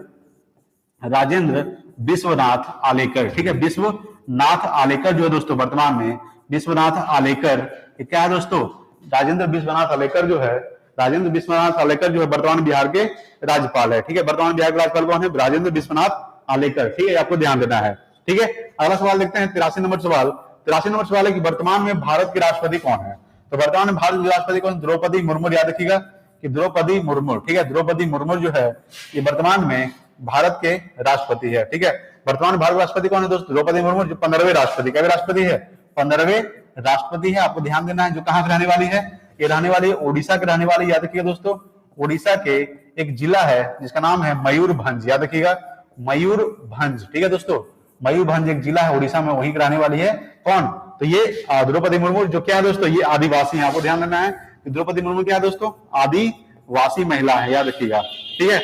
ये आदिवासी महिला है कौन, द्रौपदी मुर्मू, आपको ध्यान देना है कि वर्तमान भारत के राष्ट्रपति कौन है, द्रौपदी मुर्मू वर्तमान भारत के राष्ट्रपति है, जो 15वें राष्ट्रपति है, याद रखिएगा ओडिशा के रहने वाली है, ओडिशा के मयूरभंज जिला से रहने वाली है, ये आपको ध्यान देना है, ठीक है। ये आदिवासी महिला है, आपको ध्यान देना है। इससे पहले झारखंड के राज्यपाल भी रह चुकी है द्रौपदी मुर्मू, आपको ध्यान देना है कि झारखंड के राज्यपाल भी रह चुकी है द्रौपदी मुर्मू, ठीक है। चलिए अगला सवाल लेते हैं 84 नंबर सवाल। 84 नंबर सवाल है, 84 नंबर सवाल है कि अकबर का जन्म कब और कहां हुआ था, याद रखिएगा कि अकबर का जो जन्म हुआ था यह तो दोस्तों अमरकोट में हुआ था, याद रखिएगा कि अमरकोट, ठीक है दोस्तों, अमरकोट में हुआ था। अकबर का जन्म अमरकोट में हुआ था, कब हुआ था, 1542 ईस्वी को, याद रखिएगा कि 1542 ईस्वी को, ठीक है। 1542 ईस्वी को किनका जन्म हुआ था, याद रखिएगा कि अकबर का जन्म कब हुआ था, तो ये हुआ था 1542 ईस्वी को, कहां हुआ था, तो अमरकोट में हुआ था, कहां हुआ था दोस्तों, अमरकोट में अकबर का जन्म हुआ था, कहां हुआ था, 1542 ईस्वी को अमरकोट में हुआ था अकबर का जन्म। अकबर क्या दोस्तों, ये मुगल वंश का शासक अकबर, याद रखिएगा कि मुगल वंश का शासक कौन है, अकबर जो है मुगल वंश का शासक, जैसे बाबर हुमायूं, जहांगीर, शाहजहां, औरंगजेब, ये सब क्या है दोस्तों, ये मुगल वंश के शासक है, याद रखिएगा, ठीक है। अगला 85 नंबर सवाल है कि धन विधेयक का उल्लेख किस संविधान के किस अनुच्छेद में, याद रखिएगा कि धन विधेयक का जो उल्लेख है दोस्तों ये अनुच्छेद 110 में, याद रखिएगा कि अनुच्छेद 110 में धन विधेयक का उल्लेख किया गया, याद रखिएगा कि धन विधेयक का उल्लेख संविधान में किस अनुच्छेद में किया गया है, 110 में किया गया, याद रखिएगा। संयुक्त बैठक, याद रखिएगा ज्वाइंट सिटिंग, यानी संयुक्त बैठक का जो उल्लेख है संविधान के अनुच्छेद 108 में किया गया, याद रखिएगा कि संविधान के अनुच्छेद 108 में यानी कि संयुक्त बैठक का उल्लेख किया गया है। धन विधेयक का उल्लेख किया गया है, याद रखिएगा 110 में किया गया। वार्षिक वित्तीय विवरण, ये भी आपको ध्यान रखना है, ठीक है। तो धन विधेयक का उल्लेख संविधान के किस अनुच्छेद में है, 110 में, ठीक है, ठीक है। चलिए अगला सवाल देखते हैं 86 नंबर सवाल। 86 नंबर सवाल है कि राज्यसभा के पदेन अध्यक्ष कौन होते हैं, याद रखिएगा कि राज्यसभा के जो पदेन अध्यक्ष होते हैं वो कौन होते हैं दोस्तों, उपराष्ट्रपति होते हैं, याद रखिएगा उपराष्ट्रपति। जो वर्तमान में वेंकैया नायडू जो है वर्तमान में उपराष्ट्रपति है, वेंकैया नायडू उपराष्ट्रपति, ठीक है। उपराष्ट्रपति जो है ये क्या होते हैं दोस्तों, ये राज्यसभा के पदेन अध्यक्ष होते हैं, याद रखिएगा कि राज्यसभा के पदेन अध्यक्ष कौन होते हैं, उपराष्ट्रपति राज्यसभा के पदेन अध्यक्ष होते हैं, ठीक है। चलिए अगला सवाल देखते हैं 87 नंबर सवाल है। 87 नंबर सवाल देखेंगे हम लोग दोस्तों कि मिट्टी के अध्ययन को क्या कहा जाता है, याद रखिएगा मिट्टी के अध्ययन को पैडोलॉजी कहा जाता है, क्या कहा जाता है, पैडोलॉजी, ठीक है, पैडोलॉजी कहा जाता है मिट्टी के अध्ययन को। ये आपको ध्यान रखना है कि पैडोलॉजी क्या कहा जाता है, मिट्टी के अध्ययन को क्या कहा जाता है, पैडोलॉजी। ये आपको ध्यान देना है मिट्टी के अध्ययन को क्या कहा जाता है, पैडोलॉजी। अगर हम बात करते हैं काली मिट्टी के बारे में, देखिए काली मिट्टी को क्या कहा जाता है, काली मिट्टी को रेगुर मिट्टी के नाम से भी जाना जाता है। आपको ध्यान रखना है कि काली मिट्टी को रेगुर मिट्टी भी कहा जाता है दोस्तों, आपको ध्यान देना है रेगुर मिट्टी काली मिट्टी को कहा जाता है, ठीक है। सबसे ज्यादा काली मिट्टी कहां पाई जाती है, यानी कि सबसे ज्यादा रेगुर मिट्टी कहां पाई जाती है, जैसे कि महाराष्ट्र हो गया, ठीक है, महाराष्ट्र में, याद रखिएगा महाराष्ट्र गुजरात, ठीक है, महाराष्ट्र गुजरात सबसे ज्यादा काली मिट्टी पाई जाती है। सबसे ज्यादा कपास की खेती किस मिट्टी में होती है, कपास की जो खेती होती है वो काली मिट्टी में होती है, याद रखिएगा। काली मिट्टी को रेगुर मिट्टी के नाम से भी जाना जाता है, ठीक है, ये आपको ध्यान रखना है। तो मिट्टी के अध्ययन को क्या कहा जाता है? पेडोलॉजी, मिट्टी के अध्ययन को कहा जाता है, ठीक है। अगला 88 नंबर सवाल दोस्तों हम लोग के सामने कि पाकिस्तान के साथ भारत के कितने राज्य सीमा साझा करता है? आपको ध्यान देना है कि पाकिस्तान के वर्तमान में प्रधानमंत्री कौन है? शहबाज शरीफ। याद रखिएगा कि वर्तमान में जो पाकिस्तान के जो प्रधानमंत्री है वो शहबाज शरीफ है, वर्तमान में पाकिस्तान के प्रधानमंत्री। तो सवाल कह रहा है कि पाकिस्तान के साथ भारत के कितने राज्य सीमा साझा करता है? तो भारत के 3 राज्य, याद रखिए कौन कौन सा? गुजरात, पंजाब और राजस्थान, ठीक है। गुजरात, राजस्थान और पंजाब। गुजरात, राजस्थान और पंजाब जो है भारत के 3 राज्य पाकिस्तान के साथ सीमा साझा करता है। किसके साथ? पाकिस्तान के साथ। कौन कौन सा दोस्तों? पहला गुजरात हो जाएगा, याद रखिएगा गुजरात, ठीक है, गुजरात। दूसरा क्या हो जाएगा? राजस्थान, याद रखिएगा राजस्थान। तीसरा क्या हो जाएगा दोस्तों? और पंजाब। यानी कि 3 राज्य जो है दोस्तों, 3 राज्य जो है गुजरात, राजस्थान, पंजाब जो है ये पाकिस्तान के साथ सीमा साझा करता है, याद रखिएगा। सबसे ज्यादा सीमा साझा कौन करता है? ये राजस्थान करता है, याद रखिए कौन करता है दोस्तों? राजस्थान। जिसकी राजधानी क्या है? जयपुर। गुजरात गांधीनगर और पंजाब का चंडीगढ़, याद रखिएगा। तो पाकिस्तान, भारत और पाकिस्तान के बीच कौन सी रेखा है? तो भारत और पाकिस्तान के बीच रेखीय रेखा, यदि आपको ध्यान रखना है। भारत चीन के बीच मैकमोहन रेखा। उत्तरी कोरिया और दक्षिणी कोरिया के बीच कौन सी रेखा है? तो वह 38 डिग्री समांतर रेखा और 49 डिग्री समांतर रेखा अमेरिका और कनाडा के बीच में है, ये भी आपको ध्यान रखना है, ठीक है। तो पाकिस्तान के साथ भारत के कितने राज्य सीमा साझा करता है? 3 राज्य। कौन कौन से? गुजरात, राजस्थान और पंजाब, ठीक है। चलिए अगला सवाल देखते हैं। 89 नंबर सवाल यानी कि 89 नंबर सवाल है। 89 नंबर सवाल दोस्तों, अक्षीय गैस कितने होते हैं? तो अक्षीय गैसों की जो संख्या होती है वो टोटल कितनी होती है दोस्तों? 6 होती है। कौन कौन सा? Helium, neon, argon, krypton, radon, xenon. याद रखिएगा हीलियम, नियॉन, आर्गन, ठीक है, हीलियम, नियॉन, आर्गन, क्रिप्टन, ठीक है, रेडॉन और एक्सी से जेनॉन। याद रखिएगा टोटल अक्षीय गैसों की संख्या कितनी है? तो टोटल अक्षीय गैसों की संख्या 6 है दोस्तों। कौन कौन सा है? Helium, neon, argon. एच से हीलियम, एन से नियॉन, ए आर से आर्गन, के आर से क्रिप्टन, आर एन से रेडॉन और एक्स ई से जेनॉन, ठीक है। टोटल 6 अक्षीय गैस है, ठीक है। अक्षीय गैस के वातावरण कक्षा में कितने इलेक्ट्रॉन होते हैं? आपको ध्यान देना है कि अक्षीय गैस के वातावरण कक्षा में 8 इलेक्ट्रॉन होते हैं। याद रखिएगा अक्षीय गैस के वातावरण कक्षा में कितने इलेक्ट्रॉन होते हैं? 8 इलेक्ट्रॉन होते हैं अक्षीय गैस के वातावरण कक्षा में। ये भी आपको ध्यान रखना है कि अक्षीय गैस के वातावरण कक्षा में कितने इलेक्ट्रॉन होते हैं? 8 इलेक्ट्रॉन होते हैं, ठीक है। तो अक्षीय गैस कितने होते हैं? अक्षीय गैस 6 होते हैं हीलियम को छोड़कर, ठीक है। याद रखिएगा हीलियम क्या है दोस्तों? अपवाद में है, ठीक है। हीलियम का परमाणु संख्या 2 होता है, ठीक है। नियॉन का कितना होता है दोस्तों? नियॉन का परमाणु संख्या 10 होता है, आपको ध्यान रखना है। अगर हम बात करते हैं हीलियम को छोड़कर बाकी क्या दोस्तों? बाकी के वातावरण कक्षा में कितने इलेक्ट्रॉन होंगे? तो 8 इलेक्ट्रॉन होते हैं, ठीक है, याद रखिएगा। चलिए अगला दोस्तों 90 नंबर सवाल है। 90 नंबर सवाल है कि पारा का परमाणु संख्या कितना होता है? याद रखिएगा पारा का संकेत क्या होता है? पारा का संकेत होता है दोस्तों Hg। पारा का जो परमाणु संख्या होता है वो 80 होता है, याद रखिएगा। पारा कितना होता है? 80। जैसे सोना का संकेत क्या होता है? सोना। तो सोना का संकेत होता है दोस्तों Au, याद रखिएगा Au जो होता है सोना का संकेत होता है Au। इसका परमाणु संख्या कितना होता है? 79 होता है, ठीक है। चांदी, ठीक है, चांदी Ag, इसका संकेत क्या होता है? Ag होता है, याद रखिएगा। परमाणु संख्या कितना होता है? 47 होता है, याद रखिएगा। जैसे Pb होता है, Pb यानी इसको हम लोग सीसा बोलते हैं, Pb 82 होता है, याद रखिएगा। Pb क्या होता है? 82, ठीक है। सवाल था कि पारा का परमाणु संख्या कितना होता है? पारा का परमाणु संख्या 80 होता है। पारा का जो संकेत होता है Hg होता है, याद रखिएगा, ठीक है। Hg होता है पारा का संकेत। एक लास्ट सवाल है दोस्तों आज का, लास्ट सवाल है आज का, कौन सा? 91 नंबर सवाल। आज टोटल मात्र 91 सवाल ले पाए हैं, ठीक है। ये दोस्तों आज का लास्ट सवाल 91 नंबर सवाल, ठीक है। चूहे मारने का जहर में किसका प्रयोग किया जाता है? याद रखिएगा पोटेशियम साइनाइड का। याद रखिएगा दोस्तों पोटेशियम साइनाइड का प्रयोग किया जाता है चूहे मारने की दवा, ठीक है, पोटेशियम साइनाइड, ठीक है दोस्तों। ये आज का हम लोग का लास्ट सवाल है, 91 नंबर सवाल। आज हम मात्र टोटल 91 सवाल ही ले पाए हैं, ठीक है। और हम लोग टोटल कल से करेंगे दोस्तों ऑप्शन वाइज सवाल को डिस्कस करने वाले 25 सवाल, ठीक है। आज हम 91 नंबर सवाल और आज का लास्ट सवाल है कि चूहे मारने का जहर में किसका प्रयोग किया जाता है? तो पोटेशियम साइनाइड का प्रयोग किया। याद रखिएगा कि पोटेशियम साइनाइड का प्रयोग किया जाता है। याद रखिएगा दोस्तों पोटेशियम साइनाइड का प्रयोग किया जाता है। याद रखिएगा कि पोटेशियम साइनाइड का प्रयोग किया जाता है चूहे मारने के जहर में, ठीक है दोस्तों। ये था दोस्तों हम लोग का टोटल 91 नंबर सवाल। कैसा लगा प्लीज बताइए कमेंट बॉक्स में और ज्यादा से ज्यादा शेयर कीजिए अपने दोस्तों के पास। मिलते हैं आज के लिए इतना ही। जय हिंद, वंदे मातरम।